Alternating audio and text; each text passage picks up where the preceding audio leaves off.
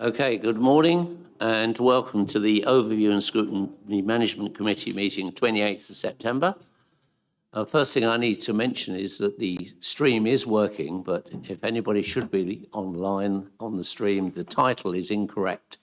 It is actually the 28th of September and not the 11th of October, okay? But we'll get that title changed, so that's absolutely fine. Right, welcome to everybody, and thank you very much for all coming at the slightly earlier start of 10 o'clock than normal. What I'd like to do is to move to apologies, if I may, Ben, please. Yes, Chair. So apologies have been received from Councillor Jerry Kunkler and Councillor Gordon King. Thank you.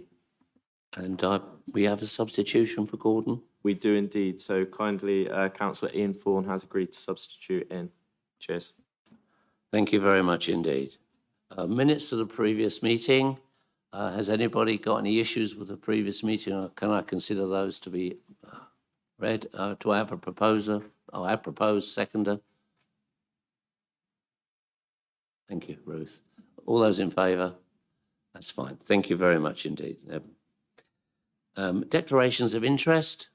If anybody has them now or at any point in the meeting, please feel free to chirp up. Thank you very much. Chairman's announcements. I've only really got one, which is to do with the financial training that we had recently. Thanks to all those members who attended the online training session delivered by finance officers on the 8th of September 22. It really was a useful and detailed session. And for those who couldn't make it on the day, the slides and the video of the session are now on the Councillors' Hub, and the link will be circulated to all. I strongly encourage everyone to spend time watching. For all select committee chairs and vice chairs, it's a must, please. Thank you. On to agenda item 5, public participation. Do we have any? No. Nobody has registered, so we can move on then to agenda item 6. Agenda item 6 is the financial year 22-23 quarter 1 revenue budget monitoring.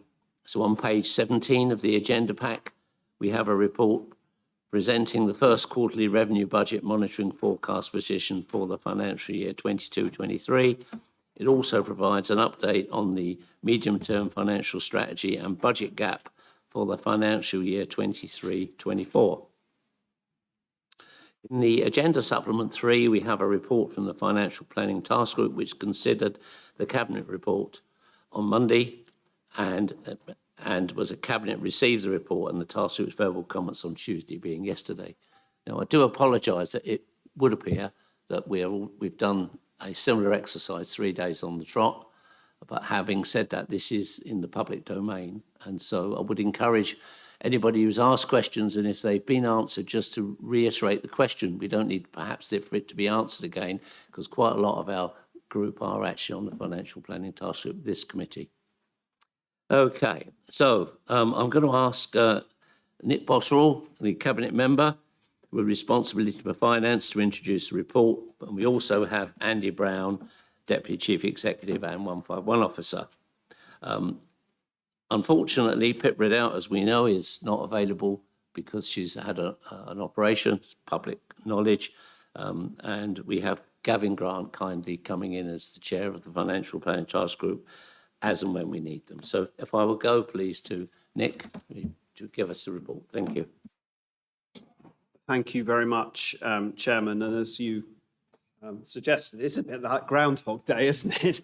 third time lucky, some might say, to be presenting this.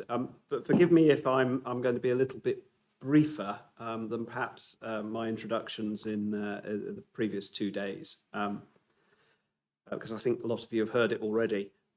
Obviously, this is the first chance to look at how the current financial year, 22-23, is progressing. And I guess the point I'd stress, the cautionary point, is Q1 obviously is very early in the year. More certainty comes from Q2, even more certainty from Q3. You should be really knowing what's going to happen in the year by Q3, but so this is Q1.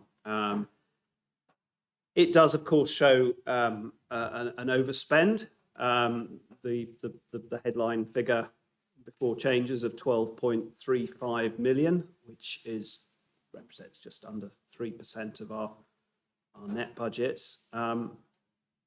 It's a material sum of money, notwithstanding that I just said it's 3%, but it is a material sum of money. And the biggest single factor, and I understand from previous meetings that it's not unusual for this authority to be showing a figure of this sort of level of overspend in this stage in the cycle. The difference, I suspect, with this one, or this time round, is that pay inflation, unforeseen pay inflation, is the largest single individual element. So taking us back to when the budget was set, there was a pay increase assumption of 2%, which was based on previous years' and the expectations at that time. That might seem rather quaint and amusing when we've seen what's happened in the last few months. Amusing being, use that word in not funny, ha-ha, but the opposite. Surprisingly amusing. So we've moved from 2% to, first of all, we added another 3.7 million to our expected wage bill, and now we've added 2.9 million. So 6.6 million of our 12.35 is effectively down to expectations of pay inflation and that the impact of that on this current year. So I think we're looking at something like a figure of 6.5%. Now, I've been asked before how realistic this is, because it is still an assumption. I think we were told yesterday that one of the three trade unions has actually settled at around this level. So I think that gives us some, and we may have heard even more in the intervening time since yesterday as to how the detail of that. But one has settled. So I think we can have growing confidence that figure is actually a credible one and isn't likely to change by very much. But there we go. So 60% of our overspend down to pay inflation. The rest of it down to the ups and downs of the delivery of service delivery.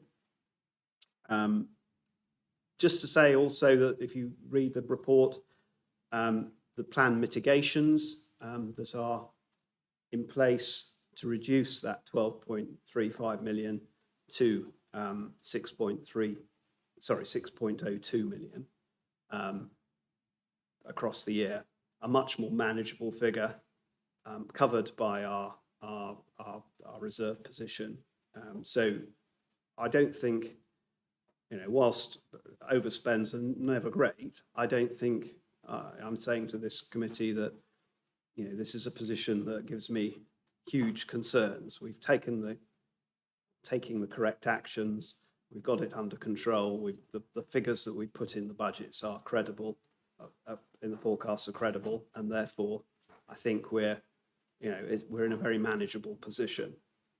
I did say this yesterday. I'll probably repeat it just because there was a lot of implicit criticism at the time when we set the budget for this year. That sorry, not when we set the budget, but when we delivered the final outturn for last year, that we'd been unduly pessimistic in our budget setting because actually we ended the year on with an underspend, sizable underspend, and therefore perhaps some of the things that we'd done in our forecast in our budget and provided for in our budget weren't necessary. I think this shows that actually, they're always necessary, and actually we yes, of course, we ended last year in a better position than we expected, but equally, reality has come back in leaps and bounds, and going forward, we've still got an unresolved deficit. So, We have to sort that out. And if we don't sort it out, as you see from the projections going forward, the MTFS and the year beyond, we could be looking at a 45 million pound shortfall. So, you know, I'm not downplaying the necessity of sorting this out, but I'm just saying that for this year, we're in a reasonable position because of the steps that we've taken to date. That's probably all I want to say on this at the moment, but obviously we'll take questions. Okay, what I'll do, if it's okay, I'll bring in Andy if you want to add a bit of Sure. extra to that, and then we'll ask Gavin to make a few, and then we'll sort of round the questions all together. So Andy, if you could, and if you could, also touch on the scrutiny that's been involved so far, then that would be useful. Thank you. Thank you, Chair. Just to explain, timely reminder, I'm wearing a mask, part of which is I don't want to spread the cold, which is the remnants from my two girls bringing in a primary school infection. But also, I was in close contact with someone who's tested positive for COVID on Monday, so that is a timely reminder. And hence, I'm wearing a mask as well.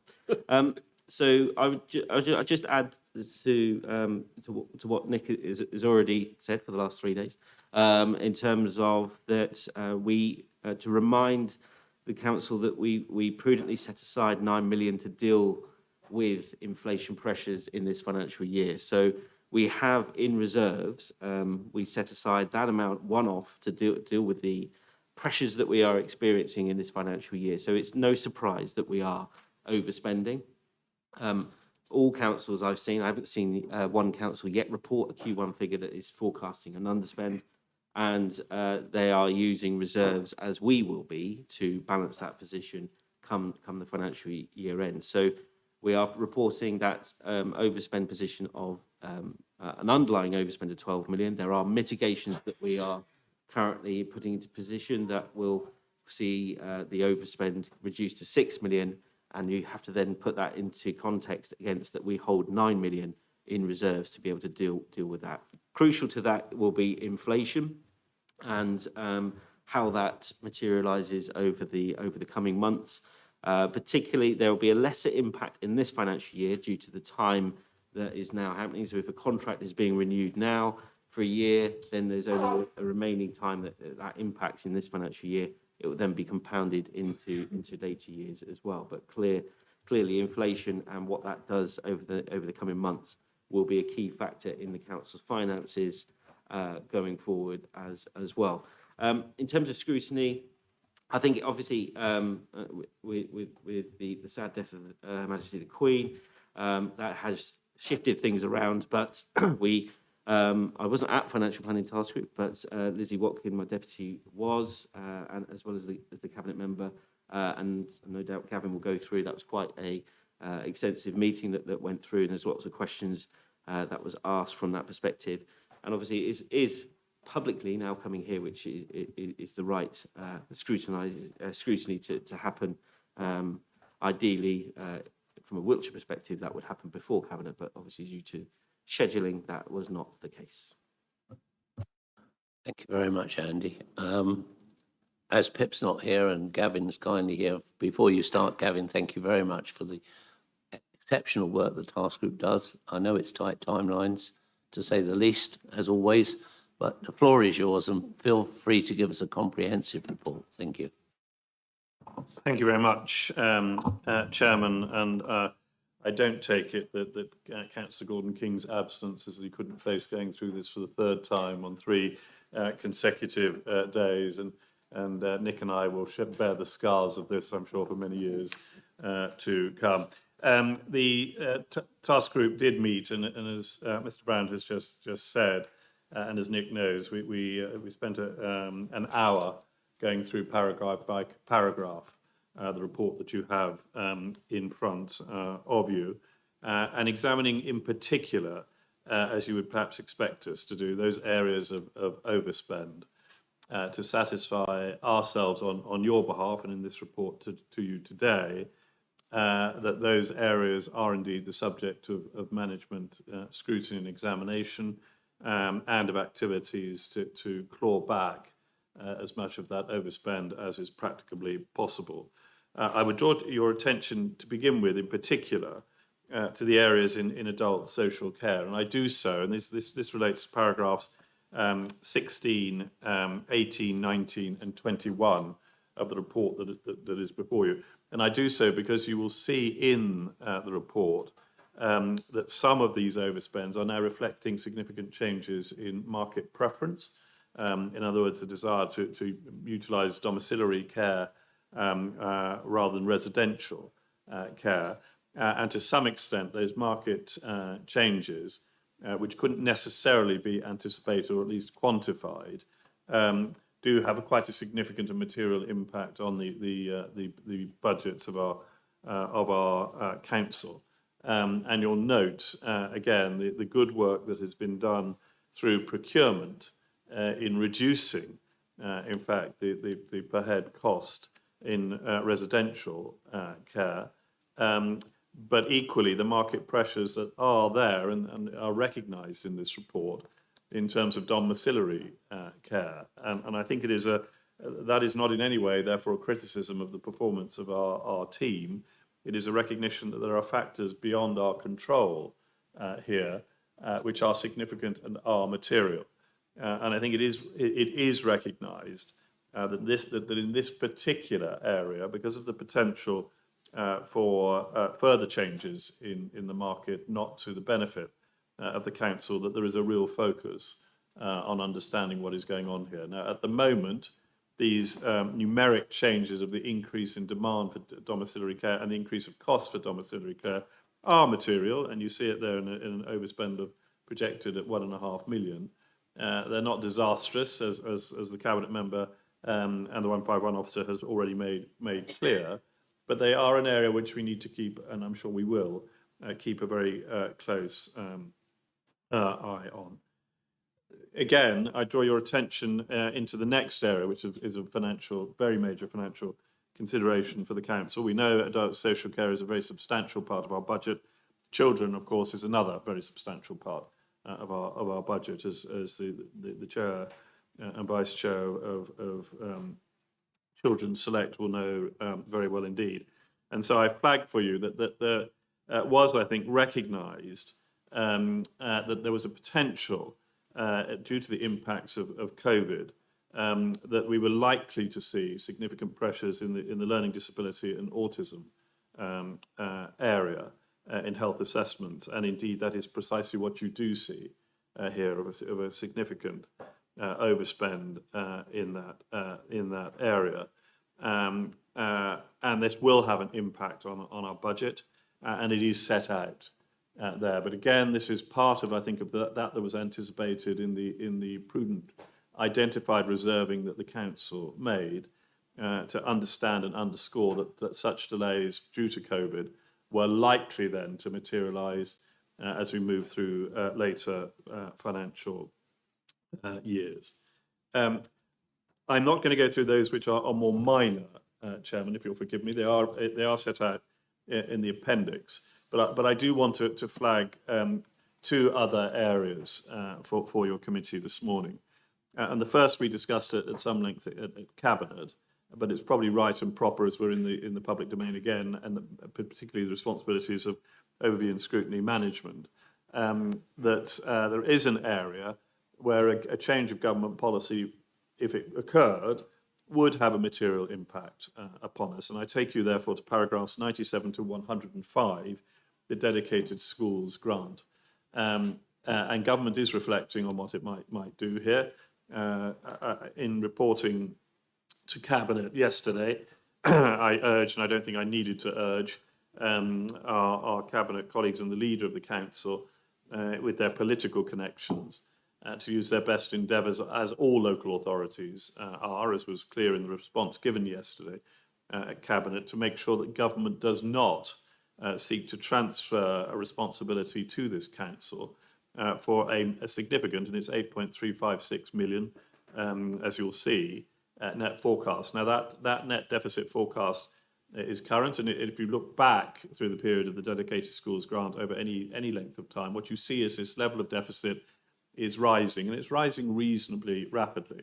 it was referred, and I allow colleagues to know that it was referenced yesterday by Mr. Brown that other local authorities are in a far more serious position in terms of the impact that these deficits would have on their finances as a whole. Nevertheless, were this responsibility to be transferred to us for covering the overspend, it would have an impact upon us without question.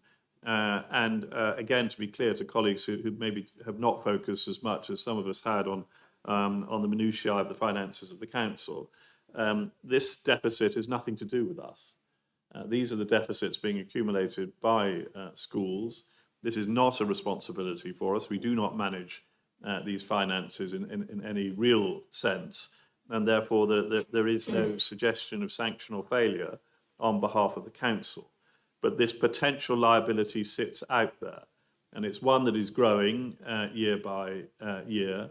There are meant to be plans in place, and I'm sure they are in place in terms of the individual schools that build this accumulated deficit, and it's particularly those in the special needs areas where this is most severe, to seek to address these matters. But the very fact that the deficit is growing suggests that those plans and the resources available to deal with them are simply not adequate. And therefore I flag it, as it would be remiss of me not to do so, Chairman, this morning. At the moment, other than the political imperative for government to recognise this and not to pass this responsibility back to us, there is little or nothing that we can do about it. Finally, if I may, I take you to paragraph 109, because this in many ways is the most critical piece of work, which is the activities of identification and then action plans being put into place to seek to make the savings that have been identified material and real as we move through the further quarters. Now, as Councillor Bottrell has already said, this is quarter one, and therefore we are very early by definition in our financial year. But as we move forward, the attention of the Financial Planning Task Group, and I'm sure, Chairman, all of us earnestly hope, I in particular as the Vice Chair, earnestly hope for the return to full operational capacity of our Chair, Pip Ridout, and I'm sure we wish Pip a very speedy recovery from a significant operation. But we will, whether it is Pip or whether those duties continue with me, we will start to pay particular attention. And almost certainly, if I can give due notification to the officers concerned, we will start to pay attention, I believe, department by department, as to what is actually happening. Are these savings being found and made manifest, or do they remain in the aspiration category, with a potential, at least, as we move through the financial year, either not to be manifest in full, or indeed not to be manifest at all? And I end where I began, Chairman. There clearly are, and they've been referenced this morning by Councillor Bottrell, there are factors outside of our control here which will have material impact on the council's performance. The scale of that impact at the moment, it is difficult to say. I don't wish to be too Rumsfeldian about it, but there are clearly some unknown unknowns out there. There are some known unknowns out there, and how they will impact upon us will only become clear as the year progresses. I hope that's helpful, Chair. Oh, yes, thank you very much, Gavin. A very good report that you come through, and excellent scrutiny from my perspective. So thank you from myself and the committee. This just leaves us to questions from anybody within the room. We're all committee members here, apart from the executive. Does anybody have a question? And do feel free. I know that Bill had a series of questions that he had answered, but it might be worth just reflecting on what you asked. We may not need to have the answer again, Bill, but I'll leave it to you. Thank you. Yeah, thank you, Chair. Just to follow along from Councillor Grant, there was pretty well covered what was discussed at the Financial Planning Task Group, of which I am a member. I won't propose to go back through, because it's all detailed within the report. Some of the important questions, namely around staff pay awards, and in particular inflation. But I would just say they were all more than adequately covered and answered fully by the officers. And I'm happy to say that things were answered satisfactorily in what Gavin has reported. So thank you, Chair. Thank you very much, Bill. Anybody else with any questions, please? Ian Thorne. Yes, thank you, Chair. I've saved 2 or 3 questions from yesterday, so I thought I'd save something up for today.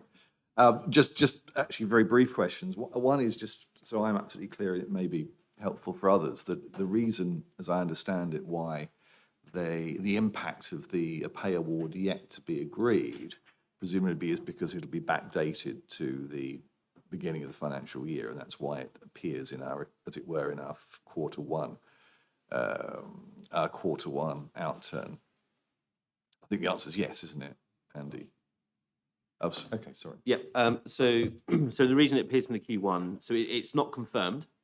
So the basis of the forecast and what Nick went through as well was to explain that during Q1 we were putting an estimate of 4.5%. We then had the employer's offer on the table at the end of July, so that's post Q1, but it is backdated to April. Yes, so the full year effect of the cost, which is, as we said, is an average of around 6.5% increase on the pay bill from that employer's offer. And that what's happening at the moment, we have had confirmation that Unison have accepted the offer from the ballot, but we're obviously waiting on the other unions to confirm the outcomes of their ballots before we can move forward. But that will be a national issue because we're part of the national pay bargaining agreement. Thank you. Sorry, not wishing to dwell on this any further, but just again, more for my interest, given I assume it's a kind of collective bargaining type of arrangement, does that require all the unions who are part of the collective bargaining situation to agree, or can one agree and the others not, and we settle with those that have agreed? Would you like to take that, Perry? Yes, thank you very much, Councillor Thorne, for your question. I'm afraid the position is that the 3 unions must agree because it's a collective agreement, so there's no ability to have discussions with one and not the other 2, for example. Yeah, all 3 must agree. Thank you. I assumed that was the case, but thank you for clarifying it. And just 2 other brief questions. One is, given the enormity of the events last Friday, I'm just wondering, as far as one can tell, whether anything that came out of the mini-budget has an effect on our immediate position.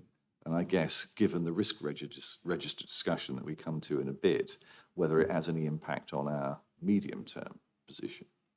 As far as we can tell, of course, at this stage. I'd just say that clearly things that change the borrowing costs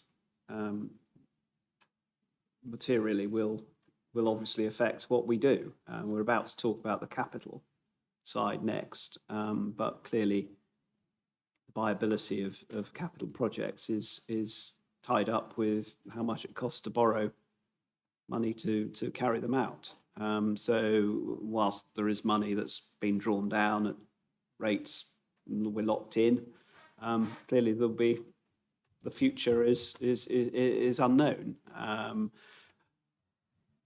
Not sure there's anything particularly that you could read out of Friday's announcements. I think there's more likely to be, considerations for the council on, for instance, the opportunity zones or whatever, and things like that. And indeed, what happens if some of our neighbours have an opportunity zone, which could be a consequent impact on us. So I think it's difficult to be precise there, but the macroeconomic level, of course, interest rates will influence what we do in the future. Thank you. Is it is it a known unknown, or are we dealing with an unknown unknown? Just picking up on what Gavin was. I've never understood Rumsfeld's unknown unknown. It seems to be a kind of pointless reference, really. But anyway, moving on. My final question, which is probably it's an unknown unknown. It's a known unknown. It's a known unknown. glad we've clarified that. And my I final... can assist you, Councillor Thorne. An unknown might well have been the impacts of COVID-19, for example, in our previous year's budgets, as it was an unknown condition. Just that to was an assist you. unknown. That would have been an unknown. Excellent. He was right after all. I'm delighted to hear it. And my final point, which may be more of an Andy question than a question for the Cabinet member, and that is that in terms of the Q1 budget, we have the budget, we have a re-budget, and presumably why the re-budget didn't need to come to councillors because it didn't change the bottom line, it didn't change the council tax balances. But what I was intrigued in terms of budgets is, of course, we've managed to, in a sense, claw back £6 million by looking at other areas where we can make savings. And my question is, but it would apply to any budget, not just here at Wiltshire Council, whether any of that would have been or could have been identified when the original budget was written. Thank you.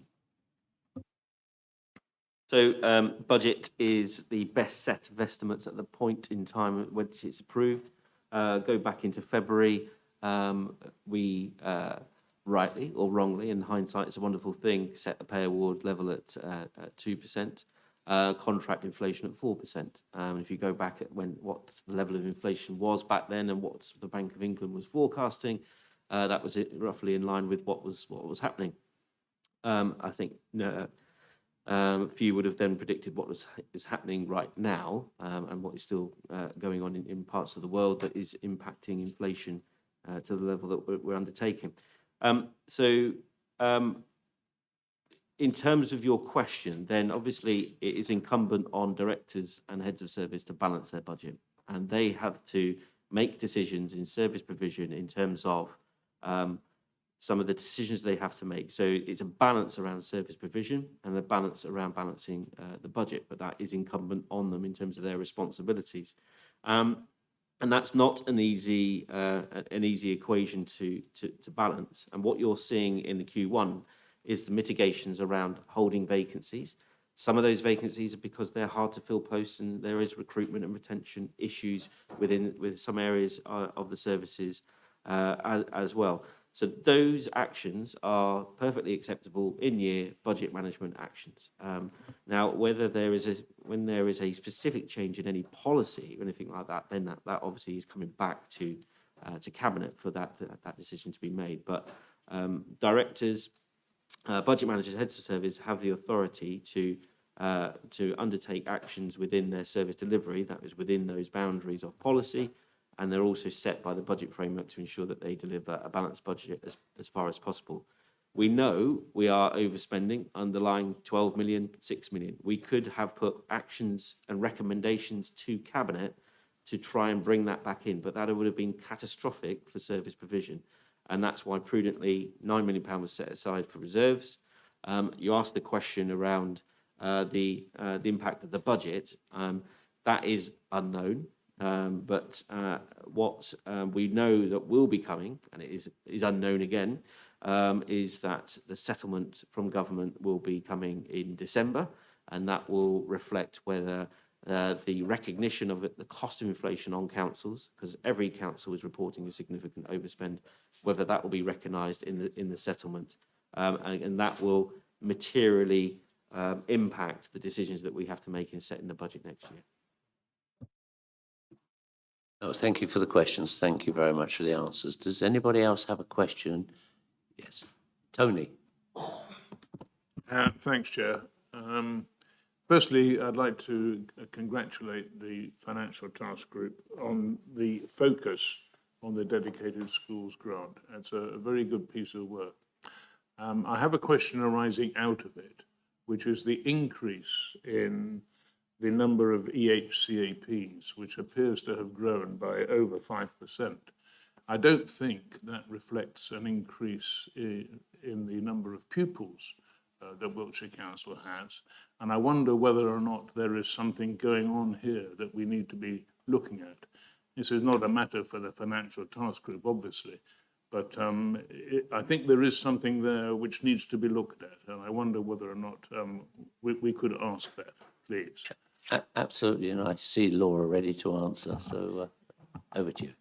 Yes, there is an entire programme dedicated to the reduction of EHCPs as part of our broader vision for SEND for Wiltshire's children.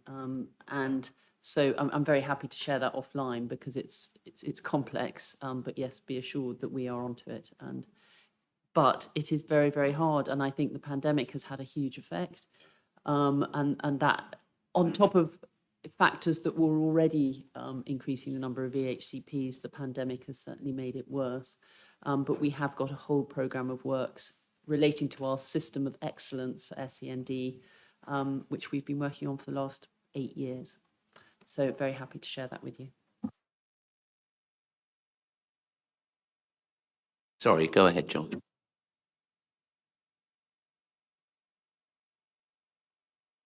Hang on, we might have to log you in, John. Hang on. There we go. Sorry, Chair. I had a question anyway, but I just wanted to come in on that EHCP point, if I might, because this is something from Children's Services Select we've been very aware of. One of the challenges, and I think it's a real challenge both for our schools and our council, is that EHCPs equal money in terms of supporting schools and supporting learners. So therefore, there's often quite a lot of pressure on parents to try and get an EHCP for their child because it's seen as a good way of improving that child's opportunities. To put my neck on the line here, it's a short-term gain for long-term pain in many ways because it's not necessarily helpful for that child to forever be labelled, which is what happens once you've got that EHCP there. And sometimes actually it can mean that the best targeted support that could help that young person isn't the support that they will end up getting. So there is a real challenge around dealing with EHCPs and it is a struggle because and it's better here than it is in other areas, I have to say. But any parent who's dealing with a child with SEND spends their whole life fighting for that child. And because they spend their whole life fighting for that child and they get so much conflicting information thrown at them from so many directions, it must be very, very difficult for them sometimes to be able to identify the best options forward. But there is some very good work with the Centre of Excellence going on to try and improve. One of the things I've pressured the Cabinet member on many an occasion is that we improve that further in our secondary environments beyond what we have in our primary environments where we do have our resource hubs. It operates differently in secondary schools, and I think there's further opportunity for that. But we've had many conversations about that, and we'll no doubt have many more. My question, if I might, Chair, was looking at the budget. I see that under Family and Children's Services, it looks like we're currently anticipating making a greater saving than had been anticipated. Reading the blurb later on, it's effectively been put down to two things in there, which is that the latent demand hasn't fully caught up as much as we anticipated yet, and that our early help offering is being very effective, which is great news. As again, you know, Laura, early help is a real passion of mine. So my ask is that recognising we have challenges across the whole budget and any savings we find in one place obviously go into helping where there are challenges in others. But is there some opportunity here where we are seeing these additional savings because of the effectiveness of our early help to strengthen our early help offer even more so that now we know those savings, we know that invest to save is saving. Can we put some of it into investing a bit more into saving? I don't know whether I should answer this or Andy, because we're just at the beginning of setting the budget for next year and those negotiations start. And as you say, I will be banging the drum for further investment in early intervention. We've got Oxford Brookes in at the moment, looking into the irony for us now, and you and I have been in these debates, John, is that our numbers of children coming into care, going on to child protection, and deemed children in need are all dropping. And we're a sort of statistical outlier now because our numbers are dropping. And we now have to make a case for why that is, because everyone's worried that our numbers are dropping so much. So we've now got a university to come in to validate what we're doing. I'm pretty convinced it's because of our early intervention work, and it would be good to have that academic validation to go with that. But as you know, early intervention is not statutory, and that is the difficulty. And if budgets continue and our financial situation is as serious as we are beginning to feel it is, that's the sort of case that I'm going to have to be making, to say that, to my mind, if we carry on with our early intervention, we are baking in good practices to keep those numbers low, but in the short term, it's a very easy thing to cut. But I'm fighting. I don't know if you want to add to anything, Andy.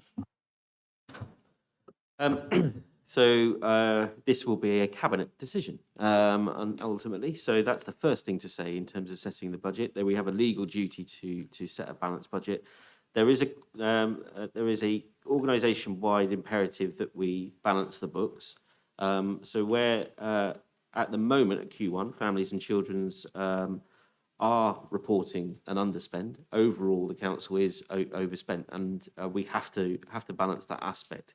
Having said that, I know going into Q2 that placements costs are rising, and certainly due to the complex packages of care that are coming in, those prices are quite significant. So I do expect Q2 for that position to shift within families and children's as well.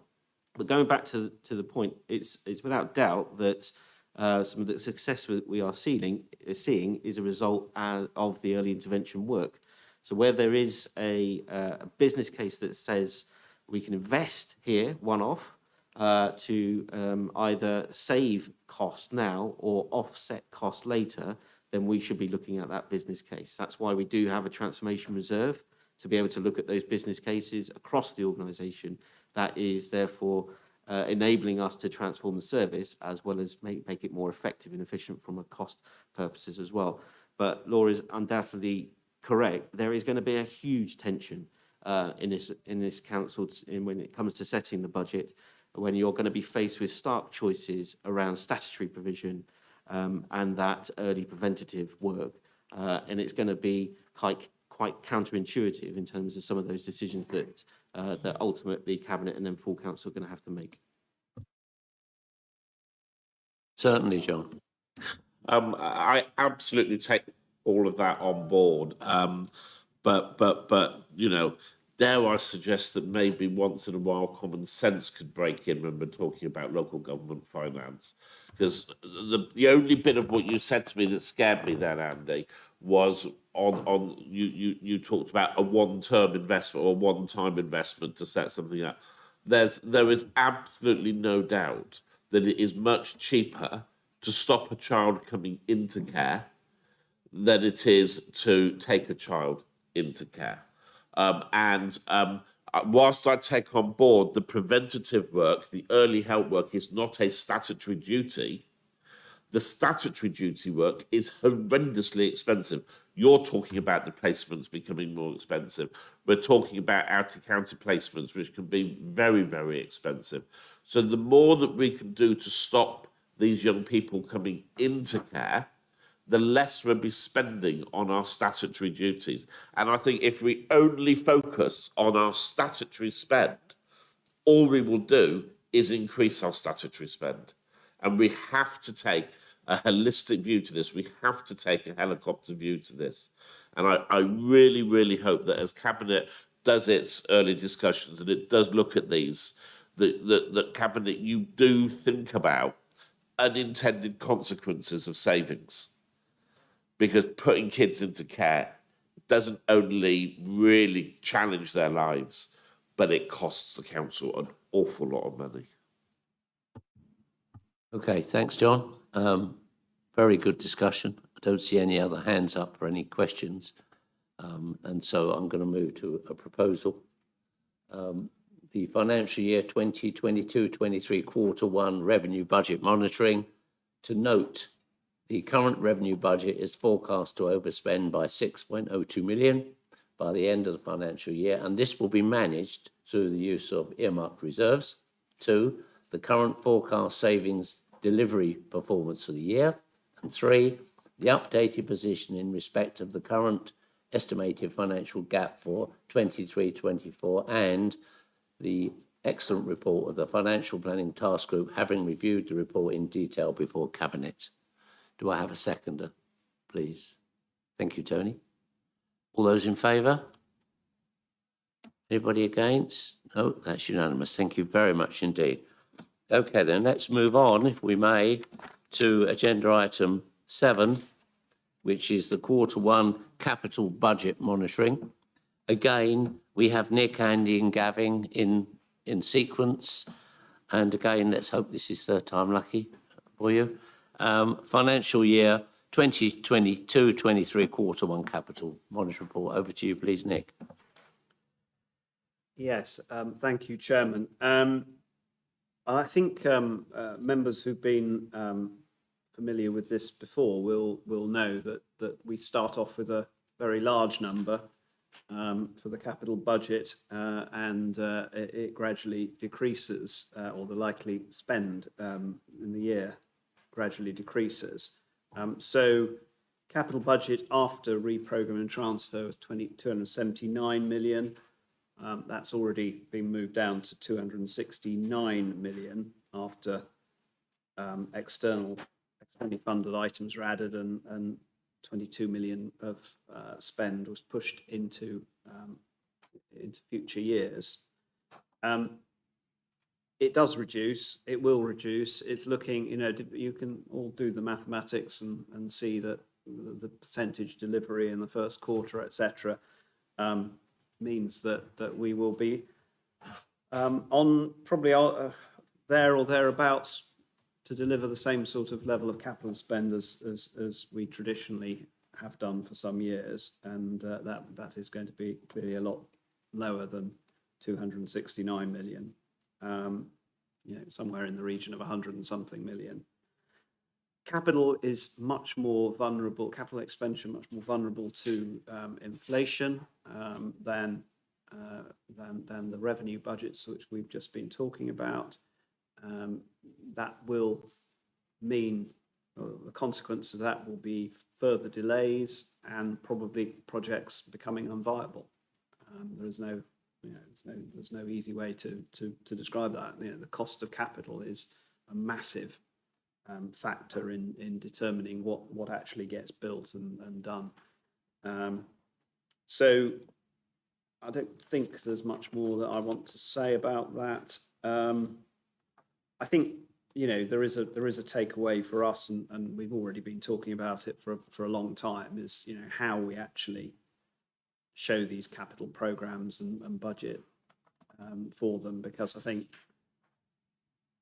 everybody over programs, but actually I think we're probably doing it to a degree that is over the top a bit.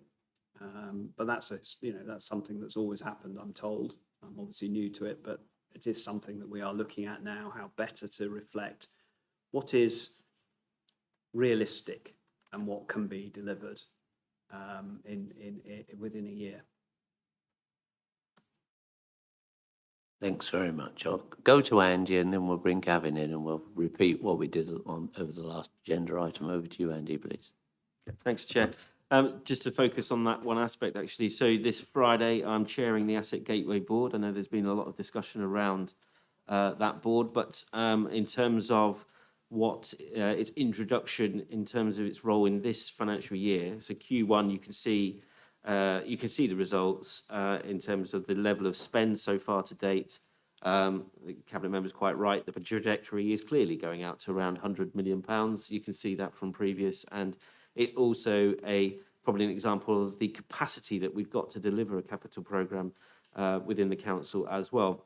But the Asset Gateway Board this Friday is actually looking for Q2 in terms of the schemes in the programme, the forecasting and the profiling, and therefore the reprogramming. And certainly I'm looking to see that reflect the 269 million that is in the capital programme at the moment to come down to a more realistic figure about what is going to be spent in this financial year, because it all leads into the fact that has to be financed, and we will manage our cash flows around that expected forecast. Right now at Q1, we're expecting to spend 269 million, when probably everyone in this room knows that is actually going to be more around the £100 million mark. So we need to be better at that.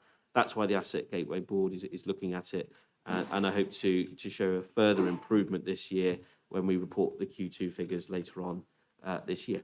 Thanks, Chair. Thanks, Andy. I'll ask Gavin to come in. I know that this is a personal interest as well as a financial planning task group, so over to you, Gavin. Thank you very much, Chairman. Our report is before you, and you may feel that we have been a little remiss in that rather than the detailed paragraph by paragraph series of questions that you saw on the revenue budget, you will note that there is only one reference on the capital budget. But the reason for that is that one reference, that one area of discussion, reflects exactly the presentations you've just heard from Councillor Botterill and from Mr. Brown, which is the iterative performance of the over provision for the capital programme and the under delivery of it. Now, I don't want to labour the point too much, but there are implications here, and the implications are clear. Firstly, as Mr. Brown has just said, there is a direct implication on cash flow. Now, perversely, at the year end, the underperformance of our capital works actually has a material benefit to us as a council. But nevertheless, this is not good practice. And I share the cabinet member and Mr. Brown's, the entire committee does, frustration that we find ourselves allocating substantial amounts of capital funding, planning our cash flow accordingly. And again, for colleagues thinking, well, why does that really matter? It matters because there is borrowing provision potentially being made against the capital spends that we say we're going to undertake. Now, those borrowing provisions do come with a price tag attached to them. So just the cash flow is not simply, well, I haven't bought 3 pints on a Thursday, I'm going to buy them on a Friday, and in my case, probably each Thursday, Friday, Saturday and Sunday. Certainly if we carry on looking at these numbers, it'll be necessary. It does have an impact on our revenue accounts as well. Now, having got that off my chest, if I may, I'd like to draw, and you'll find that summary in paragraphs 6, 7, 8 and 9 of the report, but I would like to draw members of Overview and Scrutiny's attention, particularly to paragraph 10, because this is the reference that both Councillor Botterill and Mr. Brown have made to the changes to avoid the repetition yet again as we enter budget deliberations for our next financial year, the changes in procedures and processes and reviews here. Now, I think on behalf of the Financial Planning Task Group, and I should compliment Councillor Parks for Bill particularly for sitting through this for the third time, but on behalf of the Financial Planning Task Group, we greatly welcome this additional rigour and focus and process that is being put into place, and we earnestly hope that Mr. Brown's report after the Asset Gateway Board's meeting will show significant change here. The reason why I draw this to your attention, particularly, Chairman, apart from the obvious, is that at some point, I think it would be appropriate, and I leave it as an open question for you and for members of this committee to reflect upon, but at some point, I think it would be appropriate to scrutinise the performance of the Asset Gateway Board and indeed these changes to process and procedure that relate to it. This is a significant piece of work. It's a significant change for our council. We hope, as with the last discussion that we had with Councillor Mays and in discussion around preventative actions around children coming into care, that these preventative actions will have a material and positive effect on our capital budgets going forward. And as I say, I leave it to you, Chairman, to your members of your committee, whether you see this as your responsibility or whether you see this as something which you would ask the Financial Planning Task Group to take on. So it is a rather frustrating position that we find ourselves in. It is entirely predictable, Chairman. The run rate does point exactly, as Mr Brown and Councillor Botwell said, to a very similar level of capital expenditure this year as to last year. There are, again, external market factors at play here that Councillor Botwell has illuminated, but we really must get our house in order here, and houses are built using capital. We need to get our house in order here in terms of future capital budgets and the implications for the costs of borrowing that relates to them and the cash flow management of this council. Thank you, Chairman. Thank you very much. I think it's our responsibility. So yes, and I'm sure that Andy will welcome as much scrutiny as we want to push his way. That always seems to be the approach. So thank you very much. Do we have any questions from anybody? Yes, John. Thank you, Chair. Yes. The thing that always worries me when we recognise the fact we're over-ambitious on our capital projects for the year is what will be and what won't be done. So looking at things specifically from a school's perspective, how successful were we over the summer holidays at getting the works in the schools that we hope to get works done? And which of the schools that have been told they're going to get their improvements this year are now not going to get their improvements if we're only going to be delivering, 40%, 35% of what we'd anticipated? The broad answer or the broad response is there are some tables which show surprisingly rounded £500,000 projects for various schools which are not going to be delivered in this year. Now there was a question about those yesterday at Cabinet, I think that's an example of what you're saying. Now, I can't give you an answer as to why that project has moved, or the forecast is moving out of this year into next year. But that was a takeaway from yesterday. We would need to look at that in more detail, and the departments need to understand what's going on there, because clearly, I think insulation was at least part of those projects. Yeah, and clearly that has an impact on the energy spend of schools and the ability of them to provide, adequate temperature control and things. So, it is very important. I think, this is all drawing strands together, isn't it? The whole of this capital sort of program, and different people, different departments, different contractors. Very difficult to give within an overview like this, to give granular detail like that. But we took it as a takeaway yesterday, and we will come back. Just to say that I think that, I'm sure this is the case across any capital project, of course, but for school to be told that damp, leaking, sagging, because we are at the point now where the floors have to sag in our Pratton huts for them to be considered for replacement, that building is going to be replaced, and then to find it's not, is the most depressing and dispiriting and disencouraging thing that we can do for a school.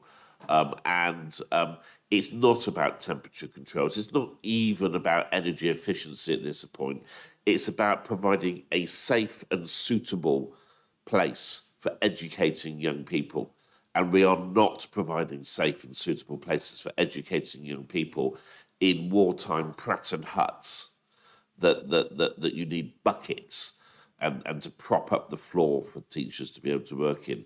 So it's those projects that I really do. We've just got to. We keep putting them off year on year, and I think we've just got to get realistic about what we're delivering and prioritise accordingly. Sorry, you come in first, Laura, then Andy will sum up. No, go on, Laura.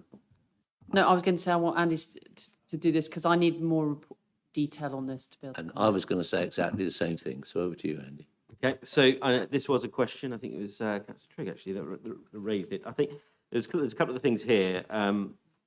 The schools programme was approved in I think January, and there's been clearly at Q1, there's been changes to that programme. I think in the particular question, but we will confirm a bit more detail around that. So at the Q1 stage, in terms of the actual reality of when that work is being done, I think it's being planned for Easter next year, and that falls in the other side of the financial year. So that work's still happening, it's just reprogramming. Now, in terms of the detail that we provide, therefore, in the capital programme, because all you see is 500,000 from one year to the next, because we're dealing with the finances, there's probably a bit more information we can put on that appendix that says about reprogramming from one year to the next, because it's simply being scheduled for Easter. So it is happening. It's just from an actual financial year perspective. It's not happening this year. It's happening April next year. So there is that type of reprogramming, profiling we need to look at. I think some of the questions you raised, John, were more about the case of the total programme and funding and making sure that the schools, but that particular question that was raised yesterday was more about a profiling issue.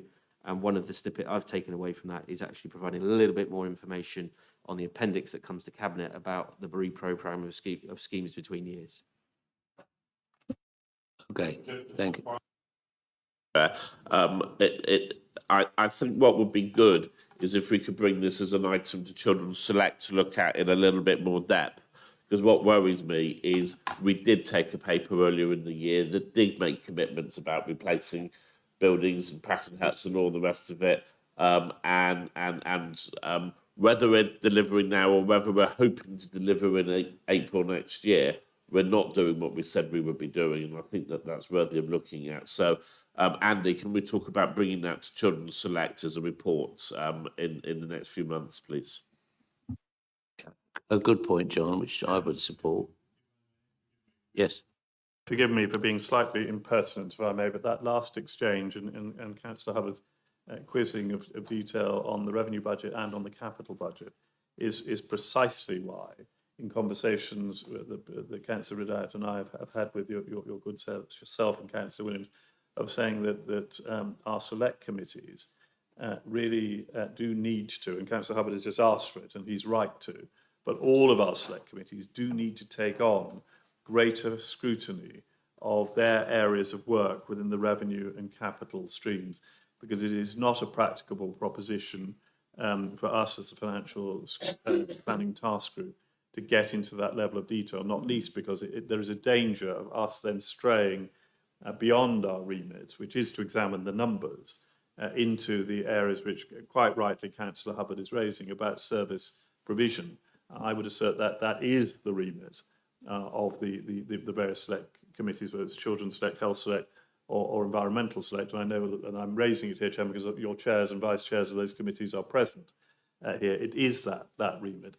And I think it is right and proper that those committees do demand from our cabinet members and our finance team that greater degree of detail, which will allow that degree of scrutiny precisely about the impacts of service provision that Councillor Hubbard has been raising today. Forgive me, Chairman, because that is not part of the Financial Planning Task Group report to you, but it is part of the discussions that we have had. Thank you. No, thanks. And by having the report here today, that's allowed us to debate it and bring it forward. And I think the select committees would, if they were to follow John's example, John and Laura work in absolute harmony.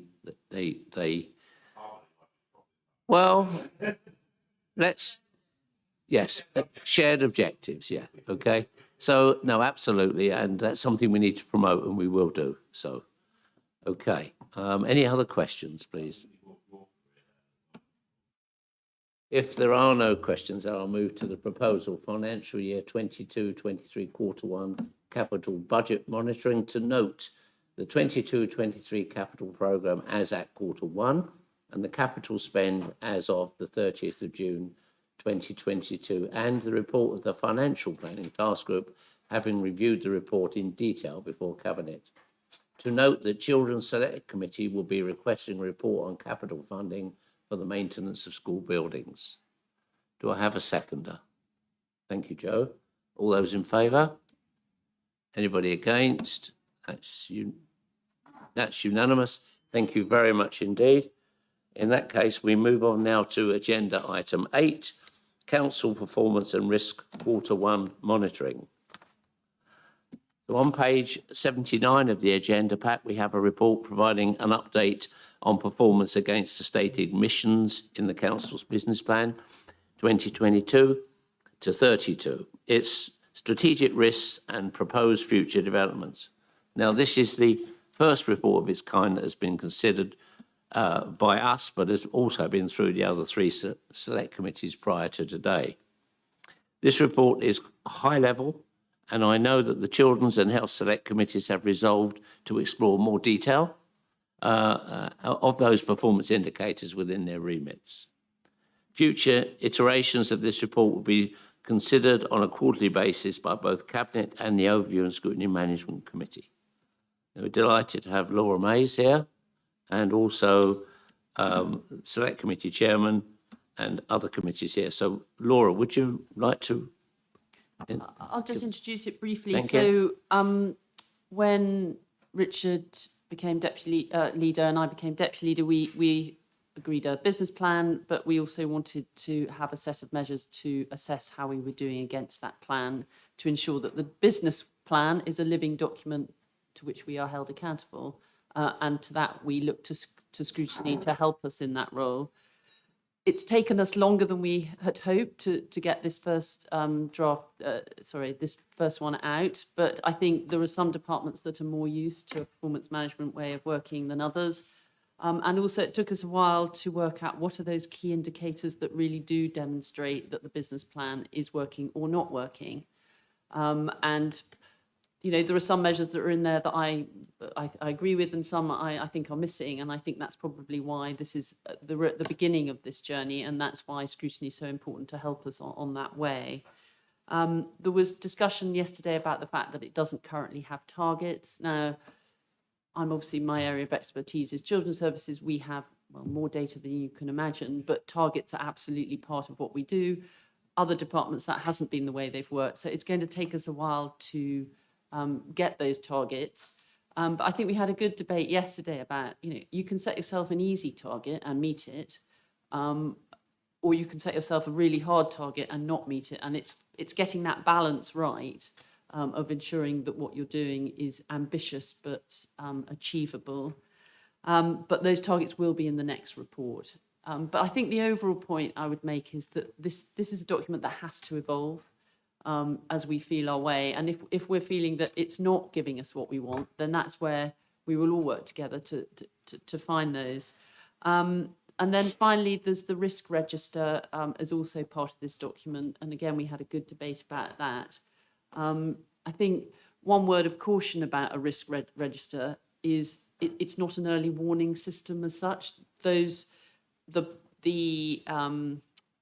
performance and outcomes boards that are across the county are where those early warnings start coming in. And again, obviously my greater experiences in children's services, we suddenly will see, wait a minute, this rate's going up or down, why is that? And then we start looking at that and finding more information.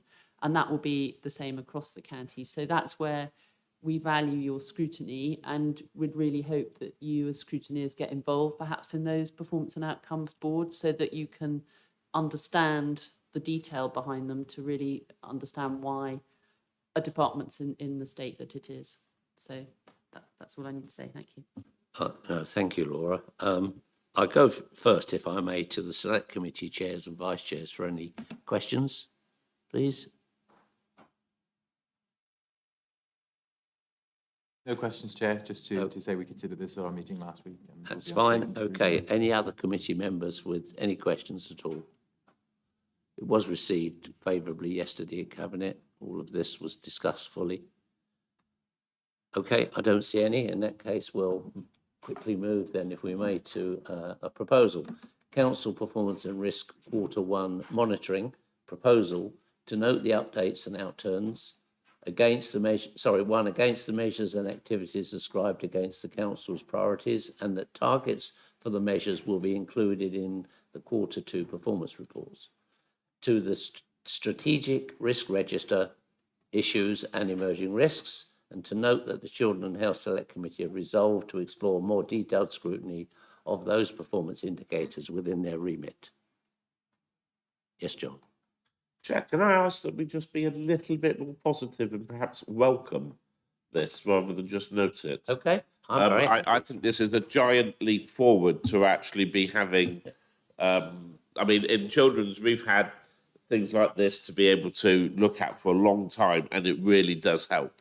I think having this more across the board is a really positive step forward for the council. So if we could welcome it, I think that would be good. No, a very good point, John. Thank you very much indeed. It is a positive thing, and let's go with welcoming the report. So it's exactly the same as I said, but with we are now welcoming. Okay, all those in favour, please. That's unanimous. Thank you very much indeed. Okay, now we'll move on to agenda item 9, Wiltshire Council Complaints Report. In Agenda Supplement 2, we have a report presenting the Council's annual complaints report for 21-22 financial year. This will be considered by the Standards Committee on the 5th of October as the committee that oversees the Council's complaints handling arrangements, and we will be considering the report more from an organisational perspective. We have Councillor Ashley O'Neill, Cabinet Member with responsibility for Council governance, is here to introduce the report. We also have Perry Holmes on hand, the Director for Legal Governance, and Henry Powell, who actually wrote the report. Over to you, Ashley, but please remember to send out the email about the ice cream van on the laptops. I'm on it, don't worry. By the end of this week, I promise. Thank you very much. Cheers. Thank you, Mr. Chairman. Delighted to be here today and to see so many of my colleagues for the second day in a row. It's absolutely lovely. This annual report covers complaints received by the Council between the 1st of April 2021 and 31st of March 2022, how we've dealt with those complaints, and then presents various information about the complaint system. For example, complaint resolution speed, so are we meeting the various timeframes that we need to meet, whether that's for our own procedure or some of the statutory procedures that we're required to adhere to, of things like adult social care, pensions, and children's services. Complaint outcomes, and whether they were fully upheld, partially upheld, or not upheld. And the services that have received complaints.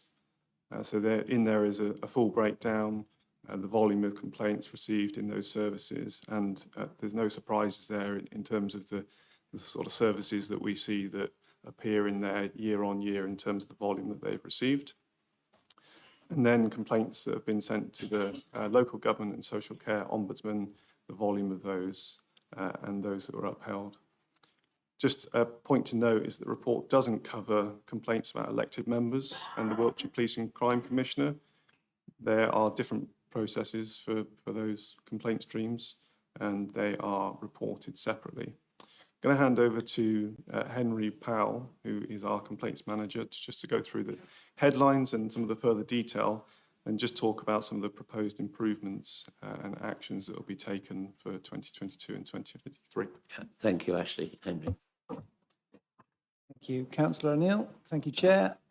So I won't go through all the performance stats in detail. Obviously, it's a very detailed report, and I think there's about 19 charts in there.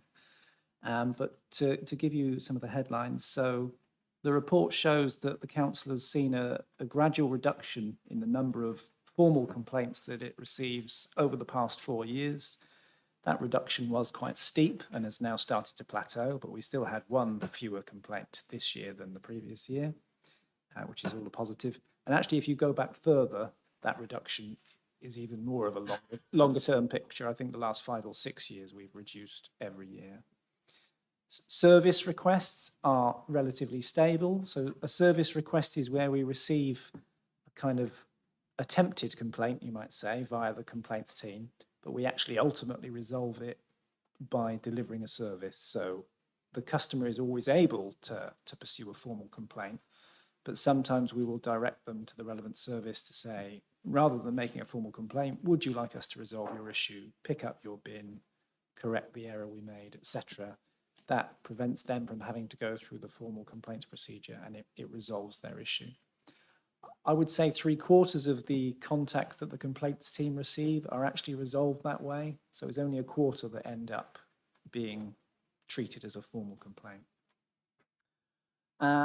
In the previous year, we've seen a small increase to the percentage of complaints that the council itself upholds or partially upholds. It's a small one. I don't have a particular explanation for that. Obviously, that covers all of the services the council provides, and it's something we'll need to monitor, but it is quite a small dip. The report shows you the services that received the most complaints. I think there's 7 services, and it starts with the directorate or service that received the highest number. In order, it's children's services received the most, followed by development and building control, and followed by adult social care. I'm sure you'll all understand that receiving the most complaints is not necessarily a measure of poor performance. To a large degree, it will be a measure of how many customers your service reaches, and also how contentious or impactful the decisions that service takes. So children's services, for example, will take decisions that can cause strong reactions in many customers. Service requests are the same, but a different selection of services attract those. So waste management and highways and transport, followed by housing, attract the most complaints that are ultimately resolved by providing a service. As I say, that will be things like a bin hasn't been collected or there's a pothole. Customers don't generally want to pursue a formal complaint, but they want to see it fixed. We've seen a slight increase in complaints received about the council by the Ombudsman, the local government and social care Ombudsman, which is the main one we deal with, but it's still a decrease on all 3 years prior to that. We compare well with other unitary authorities in terms of the complaints the Ombudsman receives about us, or rather about the percentage of complaints upheld about the council. So I think the Ombudsman upholds 64% of complaints about other unitary councils, and it's 60% about Wiltshire Council. And all of the recommendations that the Ombudsman make to us to rectify an issue or to compensate a complainant, 100% of those were complied with. In terms of the actions that we plan to take for the coming year, and this is just about complaint handling, obviously there'll be a great deal of actions delivered by the services. We have a new IT system coming on stream, which will allow stats like this to be produced much more quickly. I think that will lead to a lot more corporate awareness of complaints that we can circulate on a monthly basis. And actually, there was a discussion at CLT about incorporating complaints into our performance reporting. We'll also be providing clearer guidance to all the services on complaint handling, and we'll be revamping the web pages about complaints, because if you take a look, they're okay, but it's not entirely clear the various complaints procedures that customers have to go through. So I'll be looking to improve those. Happy to answer any questions at all. Thank you, Chair. You want to add anything, Perry, before we go to questions, please? Well, Chair, just to commend Henry and his team for the brilliant work they've done. I should have said something very nice about Martin Nichols on the performance and risk work as well, so I'll deal with that in another way. But Henry's done a stunning job. He's taken over the complaints team and the process within the last year, and he's turned it round. And for a while, we'd not been delivering a report like this, so he's made sure that's done. So we've ticked that box. The reason there are 24 charts in the report is because I asked him to put those in, because I like to see things and I like it to be visual.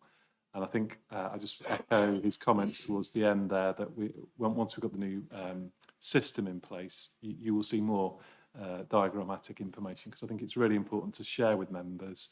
Sometimes it's difficult to see the themes that are arising from complaints. I think they're a rich source of information from our residents. We need to consider it and we need to respond to it, and sometimes we need to spend a bit of time showing you what that looks like. So no apologies for the charts, but well done to Henry and the team, and obviously we're both happy to take questions. Yeah, and I must say it is a very detailed report, which is probably why I didn't get to speak to you very much for the last few days. I'm sure you've been very busy. I'm going to go to questions, but I've got Chris Williams, Vice Chair, online, who'd like to ask a question. Over to you, Chris. Thank you, Graham, and hello, everybody. Sorry I can't be with you this morning, but under doctor's orders, I can't drive for a few weeks. Question is, excellent paper on the more formal complaints, but is there any way of capturing the more lower level complaints that we as councillors get and sometimes deal with, or mainly deal with anyway, because you know, this is part and parcel of being a councillor. People will complain to us, but there's no real way, unless we go into the system and advise them how to do it. But a lot of the times we sort it out ourselves. Okay, thanks, Chris. Take that, Henry. Yeah, interesting question, Councillor Williams. It's difficult, isn't it? Because I'm sure as councillors you deal with complaints in different ways. In some cases you'll refer it to the complaints process. In some cases you'll refer the constituent to contact the relevant service. And in some cases you might take it up on their behalf. So I'm thinking it would be quite difficult to measure that. I imagine that the service requests that the complaints team deal with are probably quite equivalent to the kinds of issues that you as councillors face. I might have to take that one away and think about it. Thanks, Henry. Okay, thank you, Chris. I've got I'll leave mine to the last, right? Tony, you've got a question.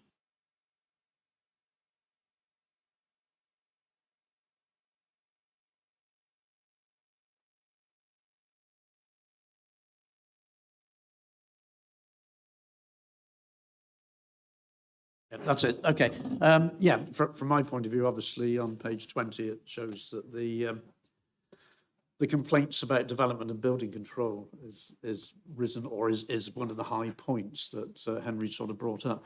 But to be quite honest with you, that just goes with the job. You know, there are more complaints perhaps of residents who don't wish to have a particular planning application go forward. You know, and it may be of a good result of how they've dealt with it, or it just might be, as we call the sort of NIMBY exercise. We try and deal with those wherever we can and try and simplify it and discuss the sort of core policies that we deal with. So although it's showing here to be an increase I see in 21-22, I can't see that sort of lowering. You know, it is just part of the system that we have. And residents, by talking to them, can understand the actual issues that they have. But it is just goes with the job of a planning team. So we take it as it comes. It's just a pity that it shows up, you know, so blatantly here as the sort of second highest sort of report. But you know, we'll deal with it as we can. Thanks. That's the experience of obviously being a chairman of a planning committee. Yeah, thank you. Ian, did you have a question? Yes, thank you. Oh, I do come up. That's great. Thanks, Graham. Three things I want to say. One is just coming back to Tony's point. Complaints aren't necessarily a bad thing.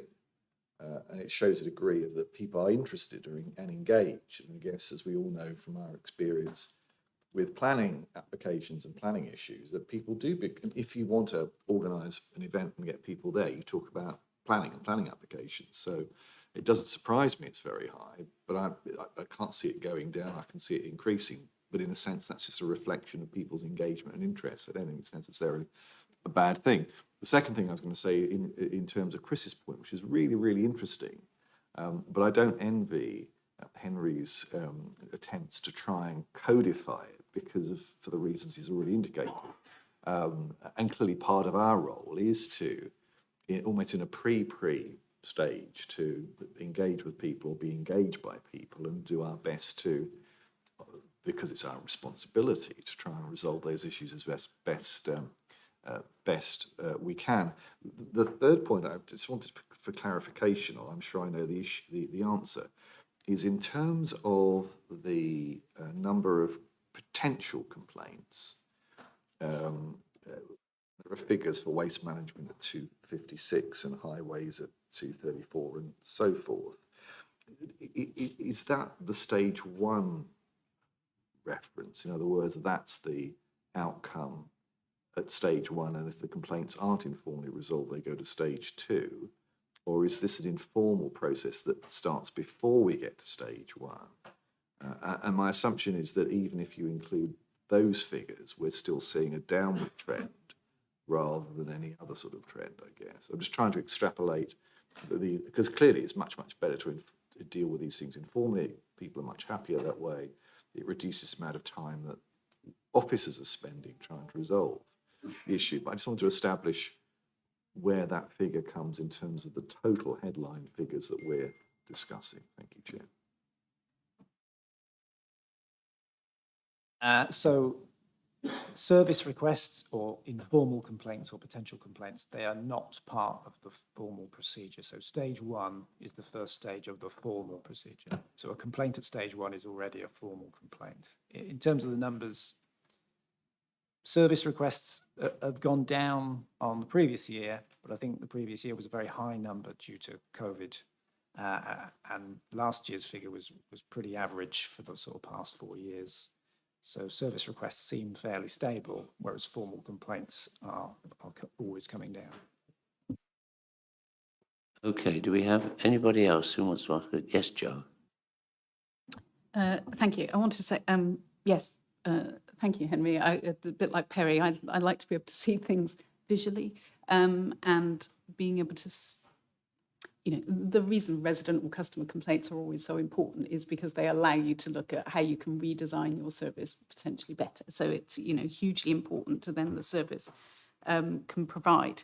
I suppose I had one little niggle, which is charts 12 and 13. Your explanations aren't in the same format as they are for the other charts. I'll explain in more detail afterwards. But the question really was the percentages where you've got the conversion to formal complaint. I appreciate what you're saying about the Ombudsman, but do we have any benchmarking from other councils in these kind of, in the different service areas as to the number of complaints they would normally have and how that would convert to complaints? We don't at present, but that is something I'd like to address in next year's report. Anecdotally, of the other sort of major councils I've seen, we seem to receive quite a low number of formal complaints, given the reduction over the past few years. But I couldn't tell you about specific services. It's slightly tricky to make comparisons because councils divide up their services and directorates in different ways, and the Ombudsman do as well. But sorry, just come back. But that conversion from complaint to formal complaint, it's that rate, I think, that then, because then again, that looks at how we actually manage complaints and often that can be about the initial communication to residents to expectation sometimes, as to then things becoming complaints. Sometimes it's not always about the service, it's about expectation and perception of expected reality. So that's, if we can gain anything from benchmarking from other authorities, I think might be useful. Okay, thank you very much. Anybody else with any questions? Okay, that just leaves me, a couple of mine have already been answered. We use this term formal complaint. I think that my residents see me as the formal complaint process because such low number of complaints, and I reckon I've got at least 10% of those which don't go anywhere because I obviously, as Chris said, and as I'm sure we all do, we resolve a lot of problems ourselves. Mainly mine all seem to arrive around, and I think we need to do some sort of scrutiny on our housing situation. That's the council housing. I have a lot of council housing in my ward, and I do get a lot of reports, which I eventually resolve, but I think the process for complaints in there is poor. So, but I'll take that outside this meeting, but just to make it clear that I think there is a real issue there. But what I would like is to ask Perry, because I asked this question of Henry this morning, so I'm hoping that Perry may have an answer to it. As an ex-BT, I don't know if I should have said that really, because that's got such a bad tone these days. The 0300 number that we use to ring in is something that I use when I'm at customers or residents, because I say, well, this is the number you ring. And we then wait for generally a fairly considerable length of time. And I wonder if we have any statistical information about how many people drop out, because they may well have a complaint, but they just get to a point where they can't be bothered, to hell with it. Do we have anything on that at all, Perry, please? Yeah, yes, we do, Chair. In short, in fact, at my performance and outcome board, which Laura referenced earlier, we were considering an issue that arose over the summer around green waste and a spike in calls that came into customer service. What I'll do, Graham, if that's okay with you, I'll ask Maria Doherty, who's online, to ensure we give you a full response. And if you want to have that included in the minutes, I'm happy to do it that way. I'm not on top of the detail, but I know that we do cover that stuff and we've looked at it. Oh, that's fine. If we've got some detail on it, it would just satisfy me because, you know, it is something that can get very frustrating. And, you know, just to not to labour it, but, well, I went to a wedding on Monday and I tried to get hold of the registrar's office and, you know, apparently there was a very long, we were so busy we couldn't answer the phone. When I got there were two people sitting there waiting for us to arrive, and I wanted to get some information about whether I could park outside. So small things like that. Perhaps I could offer some advice back with Maria and we'll work something out, yeah? Okay, thanks very much. Yes. Yes, Graham, if I could just come in on the comment that you've made. Actually, as you say, most of us get a large volume of casework.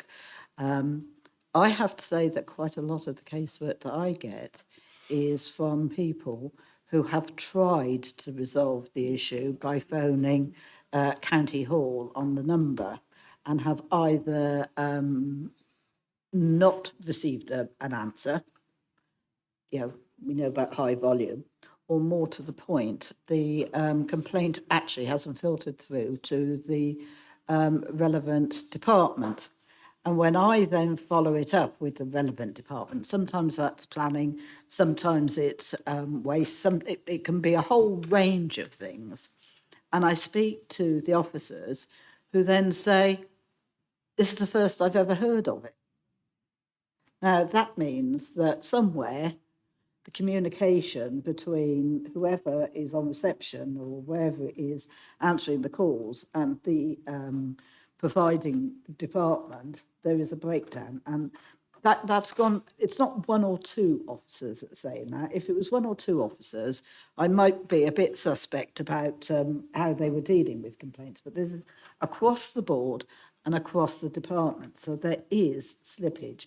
And if people, and that means by the time a resident gets to me, they're already, I mean, they started off by being narky. By the time they get to me, they're right miffed because they, you know, they've lodged their complaint and nothing's happened and nobody's got back to them and.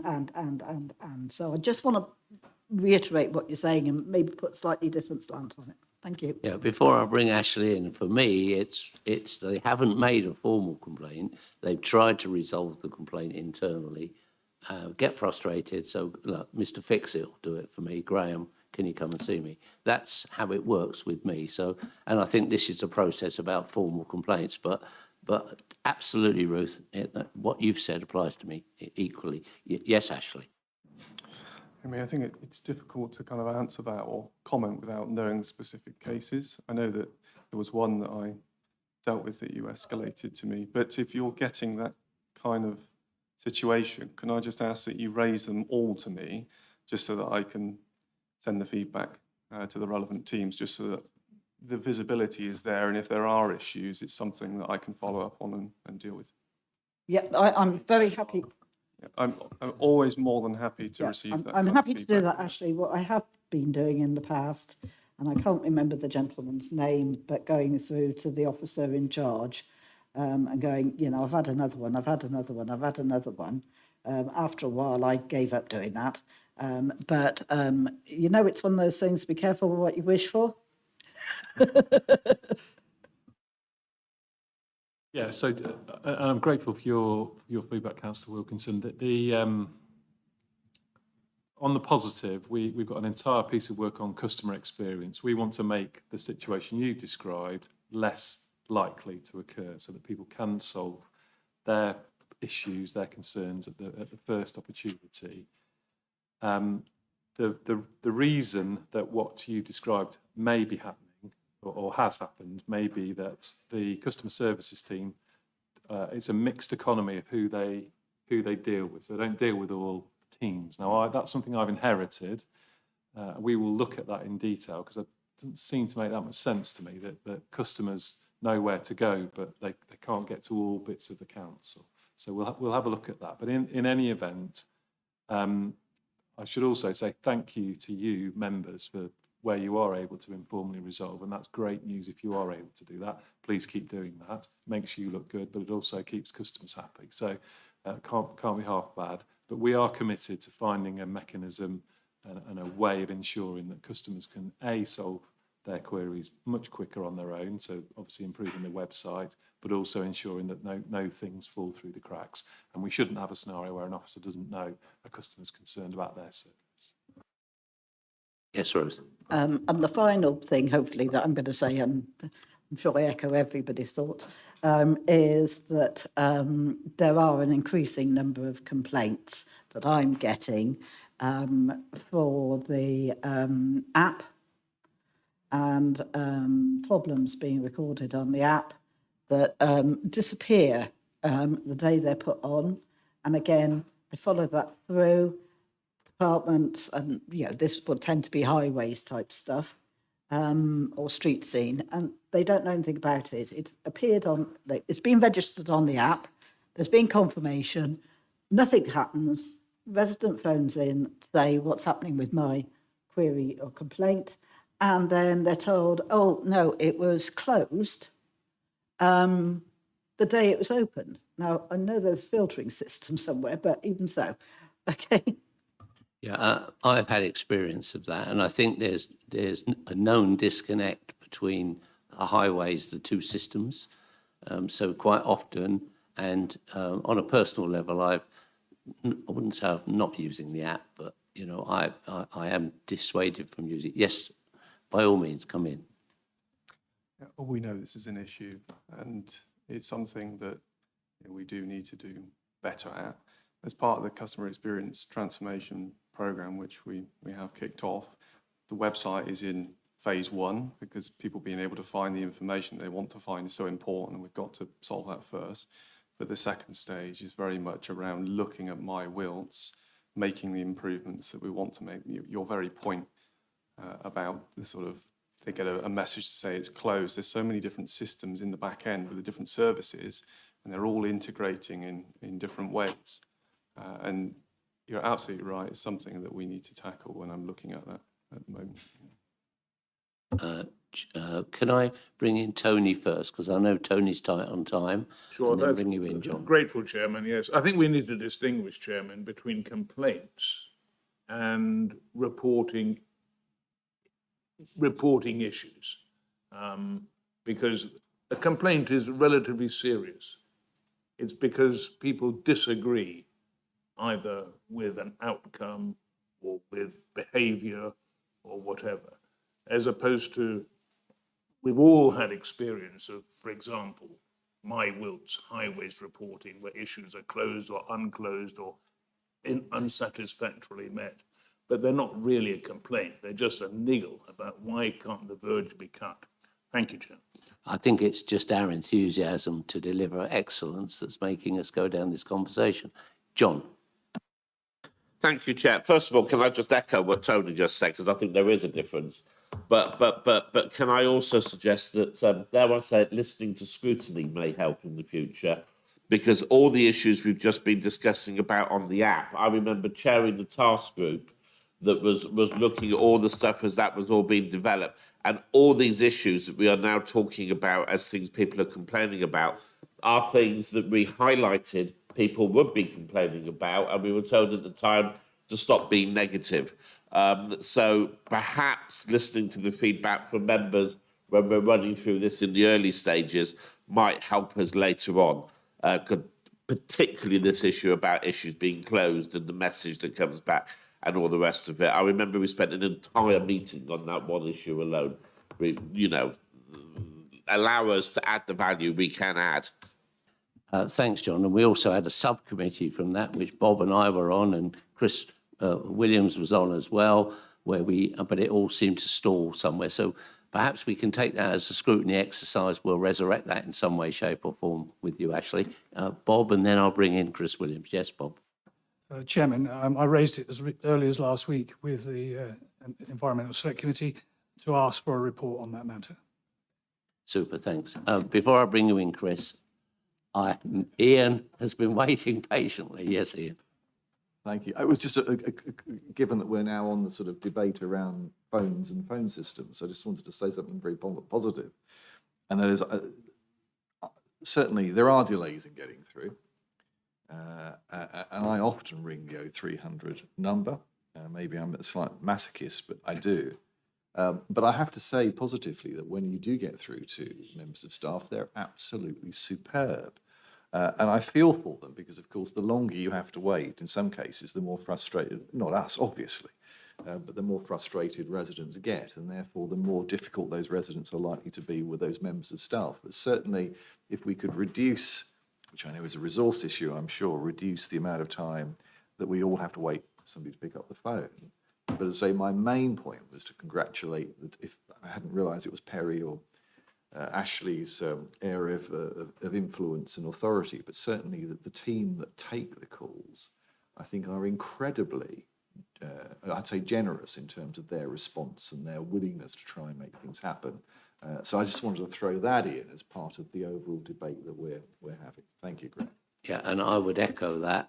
In fairness, there is a real willingness to deliver once you get through. Absolutely. I've got Chris Williams remotely. Yes, Chris.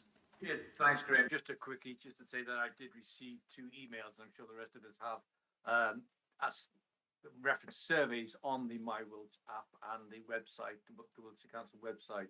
So I think it's worth passing this around on social media and that to make sure, people, the feedback from that maybe will help improve matters that people see at the moment. Thank you.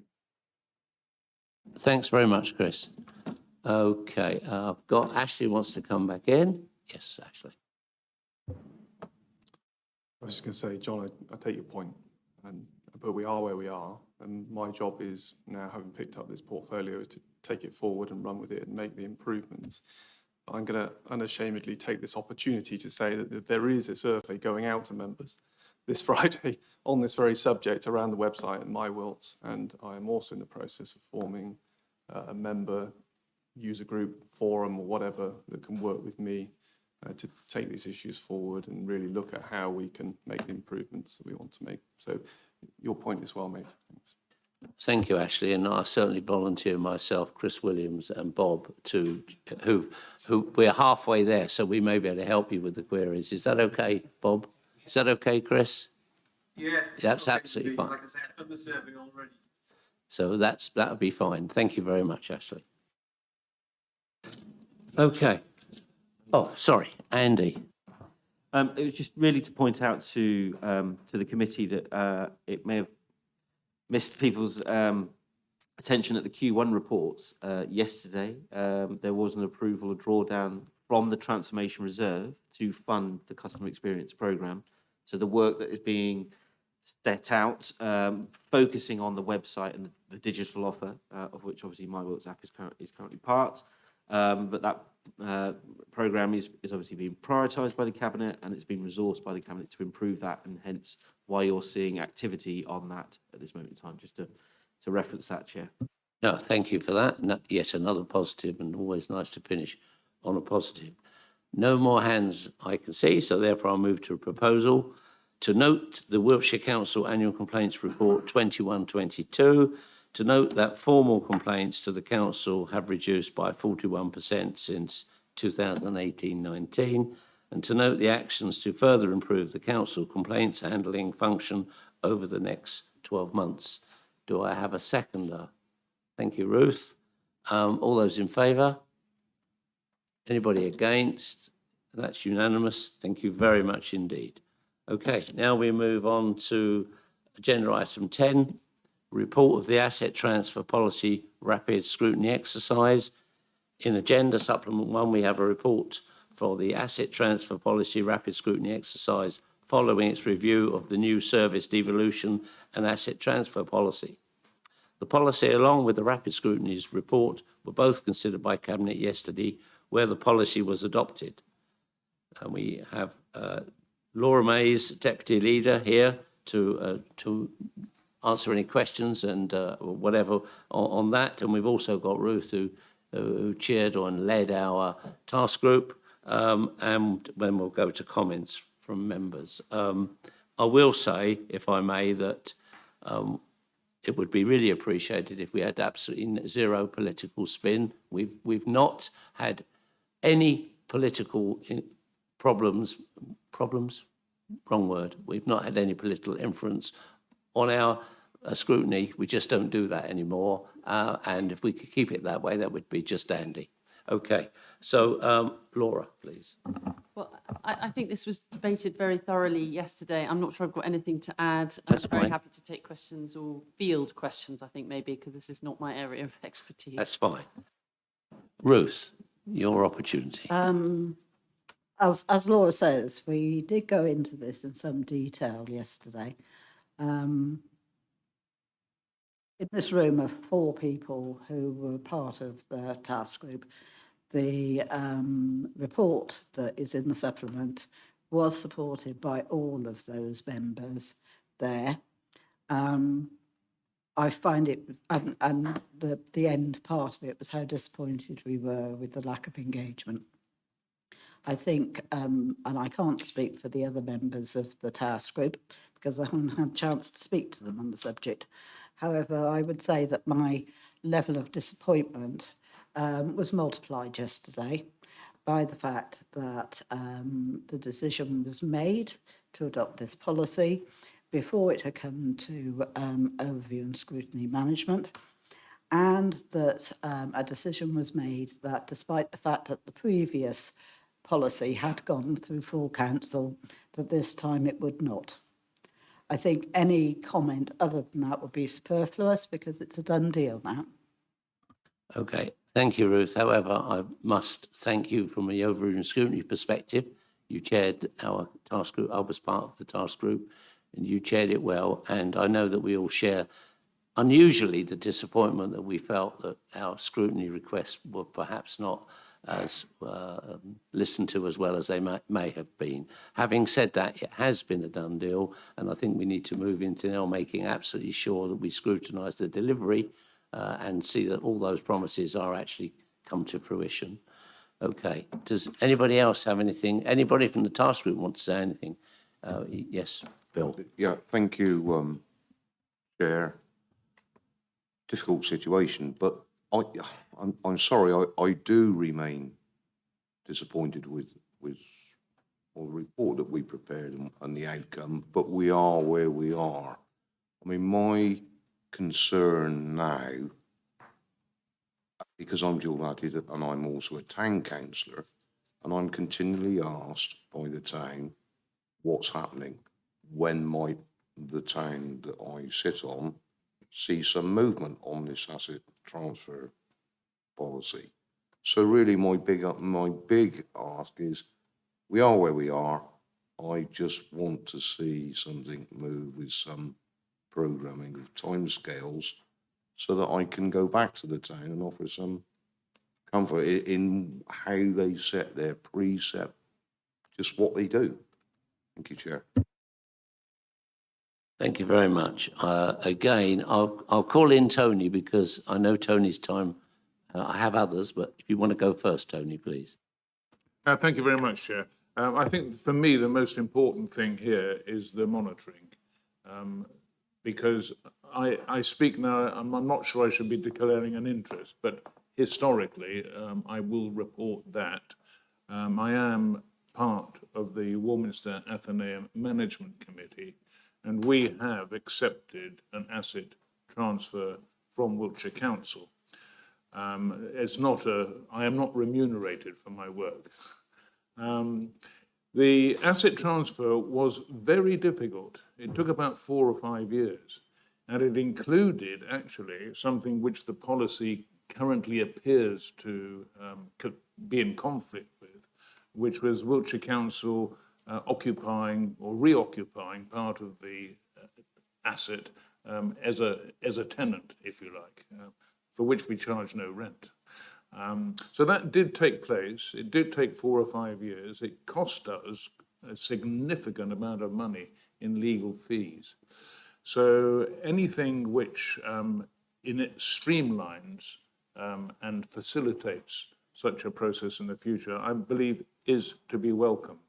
And I have one further area of concern, and that is about 106 money.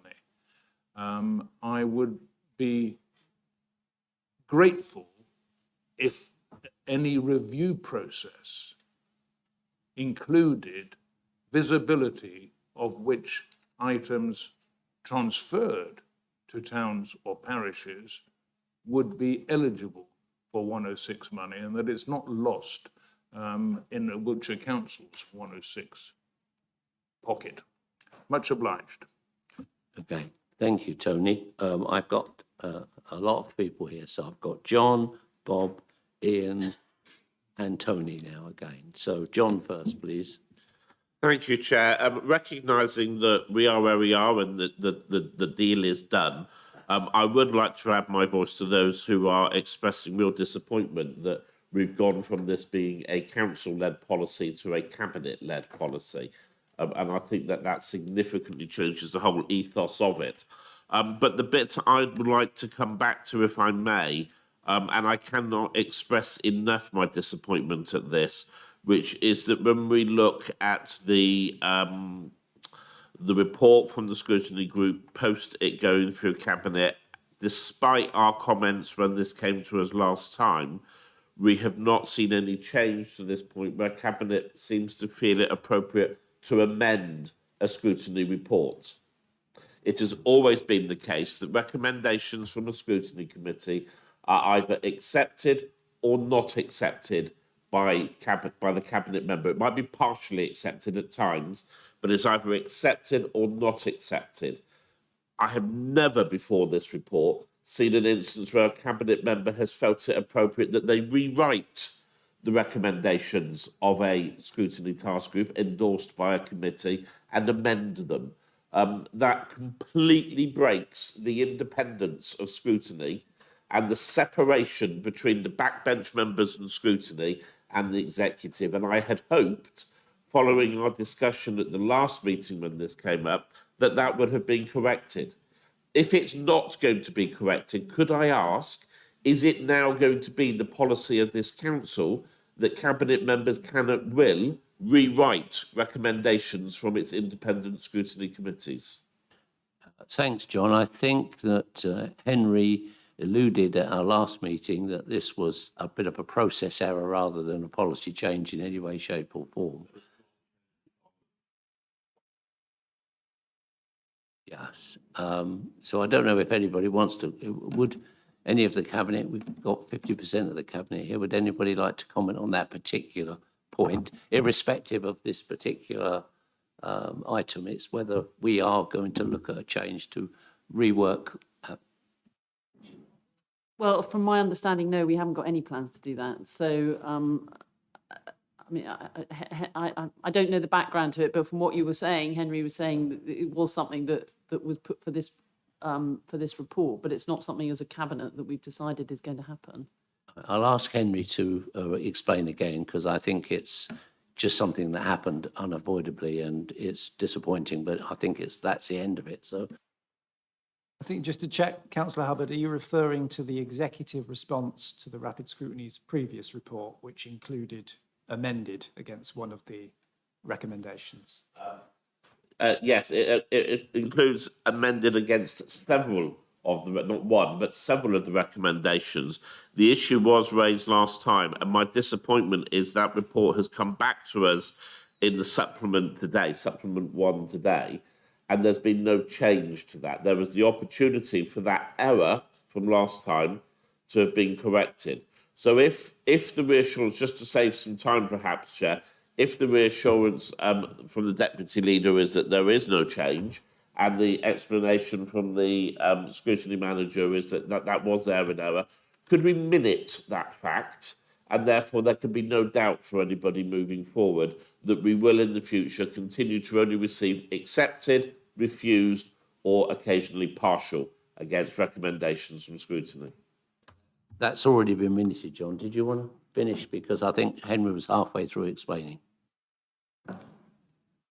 I would suggest that perhaps we abandon the idea of tagging the executive response one way or the other and just receive their narrative response as it is. I mean, it's up to the committee, but when you sort of define a response in such a narrow way, it can lead to confusion. And actually, I think that was a format that suddenly was introduced, but hitherto we haven't used much. Would the committee prefer that in general executive responses just come in the form of their written response and they don't define it one way or the other? Or we don't, and we can't accept everything because sometimes they're physically impossible. I like that sort of sureness of those definitions, but I mean, that's a personal view. Amended has been removed. And that's been minuted, John, as well. Okay, Bob. A lot's been said, so I'm not going to say any more, except to say I'm bitterly disappointed at the outcome. Okay, Ian. Yes, thank you. Can I just start by thanking again Ruth for, I think, fantastic efforts and fantastic report. I think it's fair to say that she had a bit of a mauling at Cabinet yesterday, which I think is a shame because I think it really cuts across an awful lot of the ethos, Graham, that you've been promoting over the last X number of years in terms of trying to create a collegiate approach to these types of issues. And I have to say, in the time I've been on the council, I'm not sure I've come across a debate and a discussion in a policy area that's created quite so much disquiet or disappointment, or I think, as I said a moment ago, sort of extreme disappointment. And I don't know quite how the Constitution works, but obviously our experts are around the table today, and whether there's any way, because I think this is the kind of issue that should be discussed by all members. And Ruth has kind of raised this issue with her round council email yesterday in terms of what gets to come to full council and what should come to full council. And I don't know whether, particularly if we've got the deputy leader here, we haven't got the leader of the council, whether it might be possible, given the level of concern across party groups and across non-party groups, whether this could be brought before full council in October. Okay, thank you very much, Ian, Tony Trotman, and then myself, and then we'll ask for any responses. Sorry, and Ian Wallace. Yeah, thank you, Graham. Yeah, it's always this is a difficult subject because we all represent towns right the way through Wiltshire. And I was concerned about this some years ago and sort of talked to Henry about sort of bringing a working group, a rapid working group to actually find out what's going on. And like all of us, we're bashed at our council meetings, our own town council meetings, to actually get this asset transfer sorted out. Now, presumably, I wasn't at Cabinet yesterday, but I hear there was, some things going on, which I've heard from all of you, which is a little bit unusual, I would have thought, but that's what's happened. What I see here is, on the recommendations, are there some of those recommendations that the working group don't agree with that will be spoken about today and put back to Cabinet? Or is what we see here, you say it's a deal that's been done, is that the case? Because usually if I've only just seen this now, and there probably are issues on there that we could actually bring back to the Cabinet. Most of the Cabinet members, if there is an issue with overviewed scrutiny, would have a negotiation with this.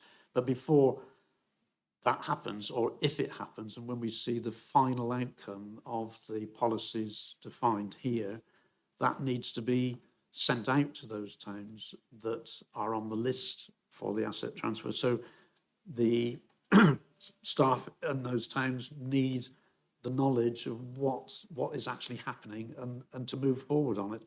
And most of the issues I know that our towns are suffering with is the fact it's going to cost a lot of money to those individual councils to implement this.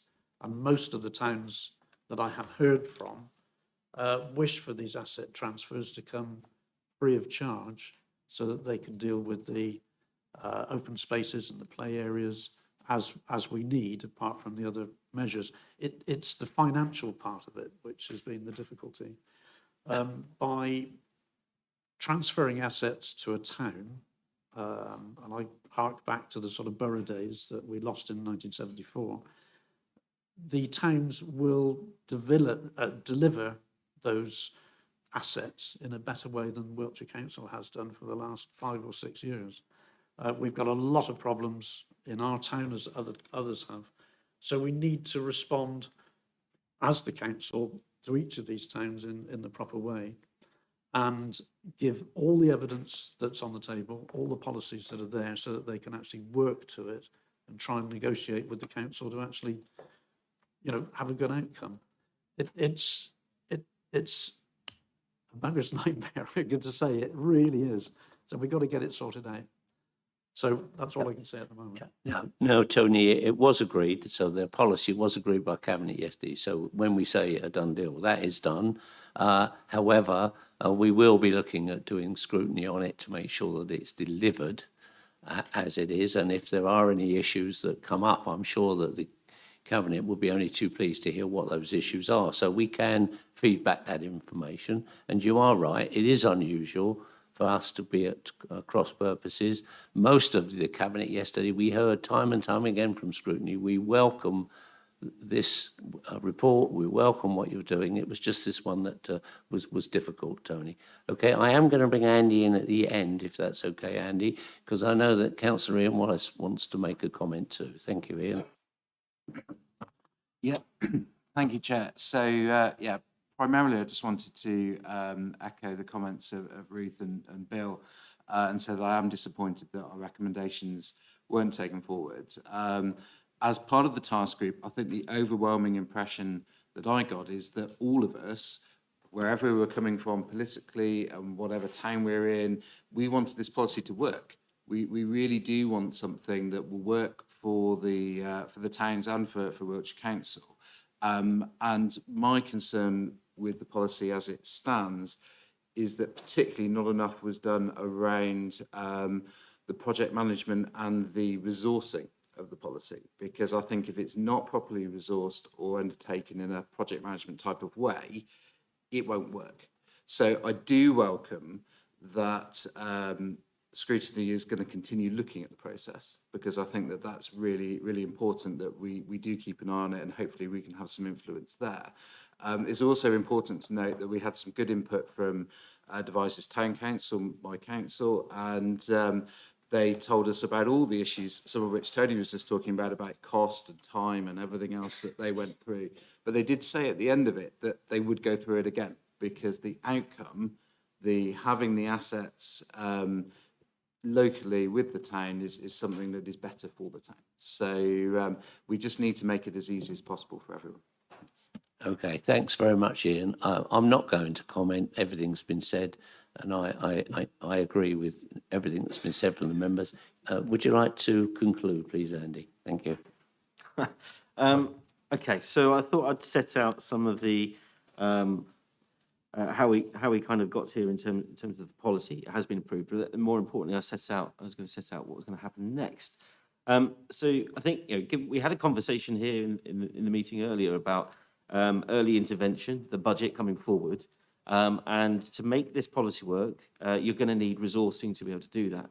And there's a balancing act there that Cabinet had to undertake. There was options there to not proceed with the policy. That was in the Cabinet report. That was an option that was considered, and that was ruled out. But the policy put forward and the resources put forward, so there's £200,000 that's been put into this. There's going to have to be expectations around what is achievable within that resources. There's going to have to be resources deployed elsewhere that we're currently working on in terms of business as usual actions that will enable this policy to work as well. So it's clear to set out expectations that in the constraints of the resources that we're facing, we are forecasting an overspend. We've got budget issues to consider, that there's still been resources to be put in to be able to this policy to move forward, but there has to be expectations around the amount of resources that is going to achieve in terms of timing. Saying that, the policy was therefore put together to enable the transfer of assets and services to be quite clear in terms of this is what is on the table, almost a take it or leave it approach to town and parishes. And so with the resources that were approved yesterday, particularly that there will be additional resources going into legal. That is where some of the negotiations clearly take time. But I've got a list of 9 town councils that we will be making contact with who expressed an interest from the conference that we held in May and since then about assets and services that they wish to transfer. Now that the policy is in place, there is a clear clarity around what is expected in terms of the minimum offer, and we can begin to start having those negotiations with the town clerk and with the councils as well going forward. So that is the next steps. That is going to happen. We'll be setting those. We'll be making contact with those town councils to begin those negotiations, but we will be setting out the expectations around how quickly these can be achieved, because from that initial contact, we'll then make an assessment about which ones are more likely to proceed sooner rather than later in terms of the negotiations, because of that balance around the resources that are being put in to enable this to happen. Okay, thank you, Andy. And I'm going to draw this to a close, but just finally to thank Ruth for biting your tongue, as it were, today. So thank you for that. Thank you, everybody, for the contribution. And I'm coming to a proposal, if I may, to endorse the report of the asset transfer rapid scrutiny exercise, which was received by Cabinet on the 27th of September 2022. To note that Cabinet approved the new service devolution and asset transfer policy on the 27th of September 2022, and in line with the Rapid Scrutiny Group's recommendations to monitor the implementation of the refreshed service devolution and asset transfer policy and receive a progress update within 6 months. That's the latest at 6 months. If you have some good news for us, we'd be happy to have that earlier. Okay, do I have a seconder? Tony.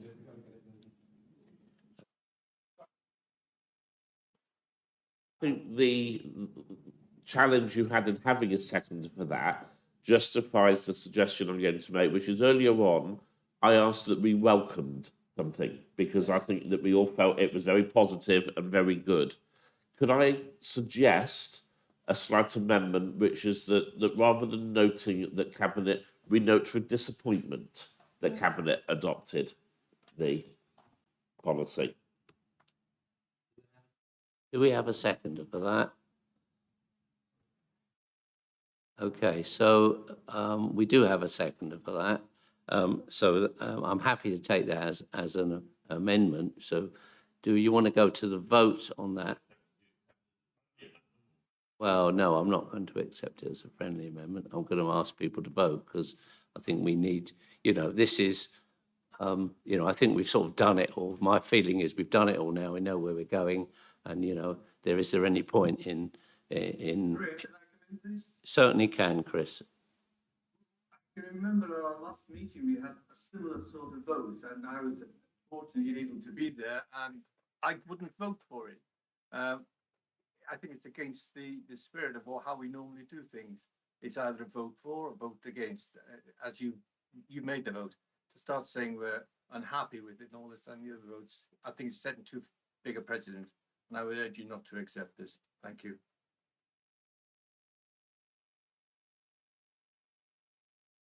Okay, a point has been made to me by Henry. By endorsing the report of the asset transfer rapid scrutiny exercise, we're actually saying we did not agree with Cabinet. In other words, I think we have said that, John, to be fair.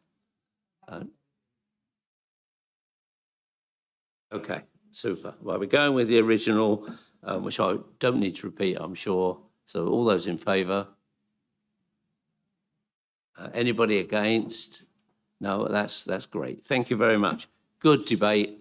Thank you very much indeed for everybody, and we will get to the end of this, no doubt, sooner rather than later, hopefully. Thank you very much, Andy. Okay, we're going to move on then to our own Management Committee task groups. On page 105 of the agenda pack, we have an update on the various task group and rapid scrutiny and panel activities that sit under Management Committee. The first one is the Swindon Local Enterprise Partnership, which is just sitting waiting for what's happening in government. So the committee will note that the panel I'm going to suggest that I read out the response that we will give here. The committee will note that the panel is in abeyance until the national picture regarding LEPs is clarified. The LEP is currently considering the future type of scrutiny it wishes to commission, given the dramatic reduction in LEP funding being provided by central government. So do we have any questions or comments on the LEP, please? Okay, fine. Evolve Task Group. John, have you got anything you can help us with? I know you haven't met, but do you want to... Our next meeting is on Friday morning. I should inform the committee that I had an agenda setting meeting with officers last week, and there are some significant challenges facing the programme at the moment. So it will be a very interesting meeting on Friday as we look at those challenges and the causes of them. I think it would probably be speculative of me to make any comment on them now. But yes, it's a programme that is in does have significant challenges right now, and I think that there's some challenging decisions that need to be made by the council in the coming months for it to succeed. Okay, do we have any questions of John on that? But I think he's made it quite clear we don't really know where we are, so we'll wait and see what happens on Friday. Okay, Financial Planning Task Group. Well, we've received separate reports from the task group on the first two items on the agenda today, and its next meeting is scheduled for the 7th of October. Firstly, the task group currently has a vacancy in its membership. The vacancy has been advertised to all members. Councillor Ian Thorne has put himself forward.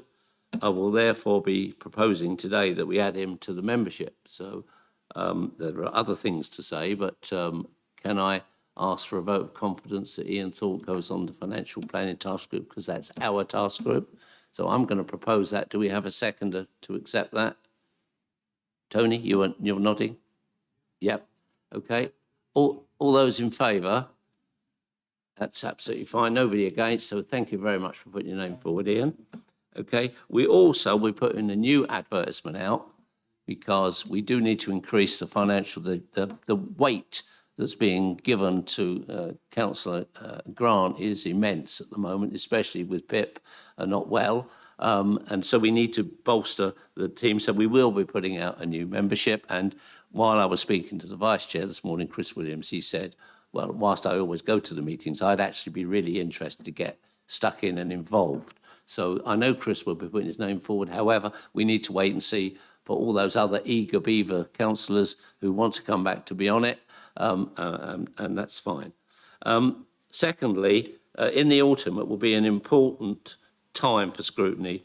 It needs to take a deep dive at the key service budgets and the implications for delivery. I'd therefore like to propose that the task group leads this process, but the chairman and vice chairman of the relevant select committees participate too. That's really important. This would take the form of a dedicated task group meeting with the relevant select committee chairs and vice chairs and cabinet members and senior officers attending. So is everybody in favour of that? And you only need to nod. We don't think we need to vote that. I don't see any dissent from anywhere, so that sounds good. Okay, so the proposals then are to note the update on activity provided from all of our task groups. Are we okay with that? All those in favour? Super, thank you very much. Not sure we needed to vote on that, but there we are, we have. Right, forward work programmes. This is always interesting, and we always welcome specifically, and I'm sorry to single you out, John, but you normally give us such a terrific update on where you are and what you're doing. We'll start with you, if we may, please. This is for Children's Select Committee. Well, I guess. Thank you, Chair. We met recently, had a very informative briefing with regards to young people's mental health and the services available in the county, focusing much more on early help rather than the CAMS service, and the element of the CAMS or primary CAMS that Wiltshire Council actually funds. I think it would be honest to say that we sent those officers away with some homework to do to come back to us.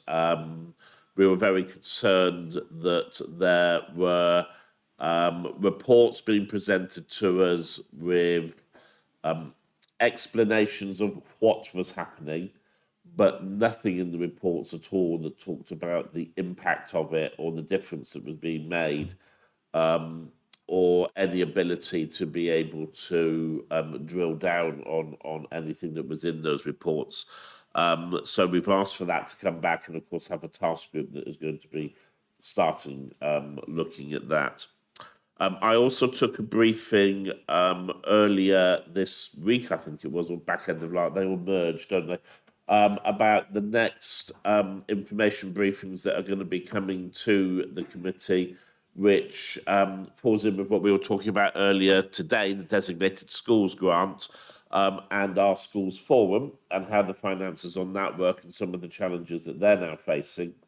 And having talked that through with officers, we're going to bring that to committee as information briefings as two separate sessions, because there's such a lot there to cover that we felt it was important to make sure that we gave it enough time to be able to explain it and deal with any questions that came from there. So that will be coming, I think, to our next meeting and the one after, when we'll be talking about how the DSG works, how it comes through the school, and in particular some of the implications of the target now of all schools being academised by 2030, and the impacts that will be happening. We've got task groups which are coming up and running. There will be some adverts going out. We are keen for people to put themselves forward for them. So when those come out and Marie sends the explanations, if you could look at those and see if there was something you're interested in. We'll be doing some stuff on young people's mental health. There's something coming out about following up on the community-led youth model and seeing how that's working around the county. And I'm trying to remember what was the third task group, Joe? No, I'm having brain fade. But it will be coming out to you. So and we're looking forward to our meeting with the executive when we will be putting together next year's forward work plan. Thank you, John. And I listened to your select committee meeting, and I thought the robust scrutiny that carried on, as you say, you didn't just take an answer, you then asked for more information.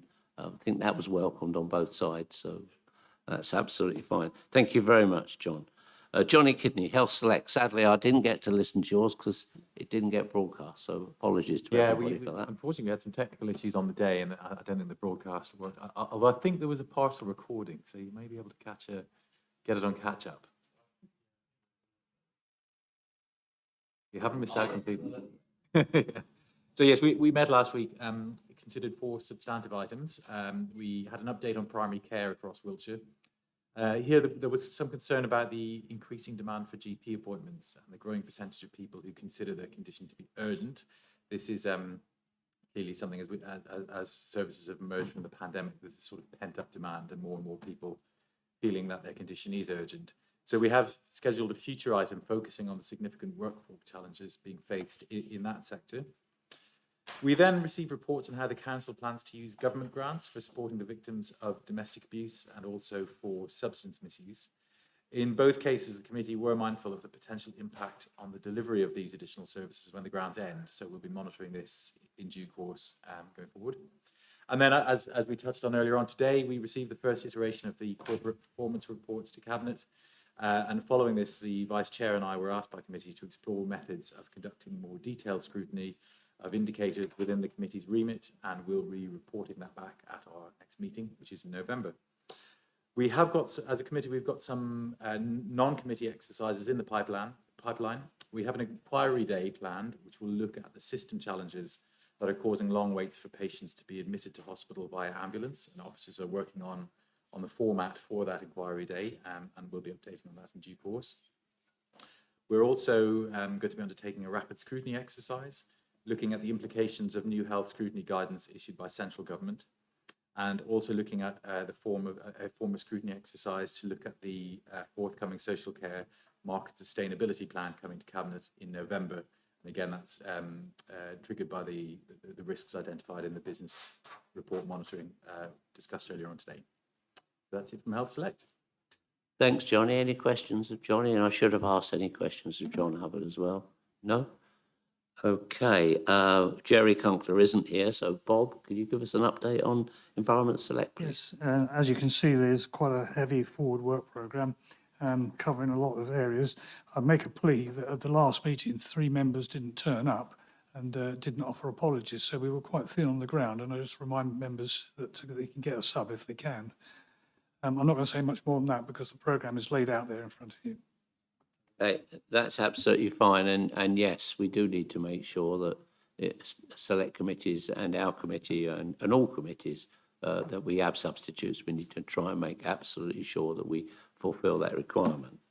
And of course, there is always the option, as we've seen today, where Chris has joined us but can't vote, obviously, but is still able to partake because he physically can't get here at the moment.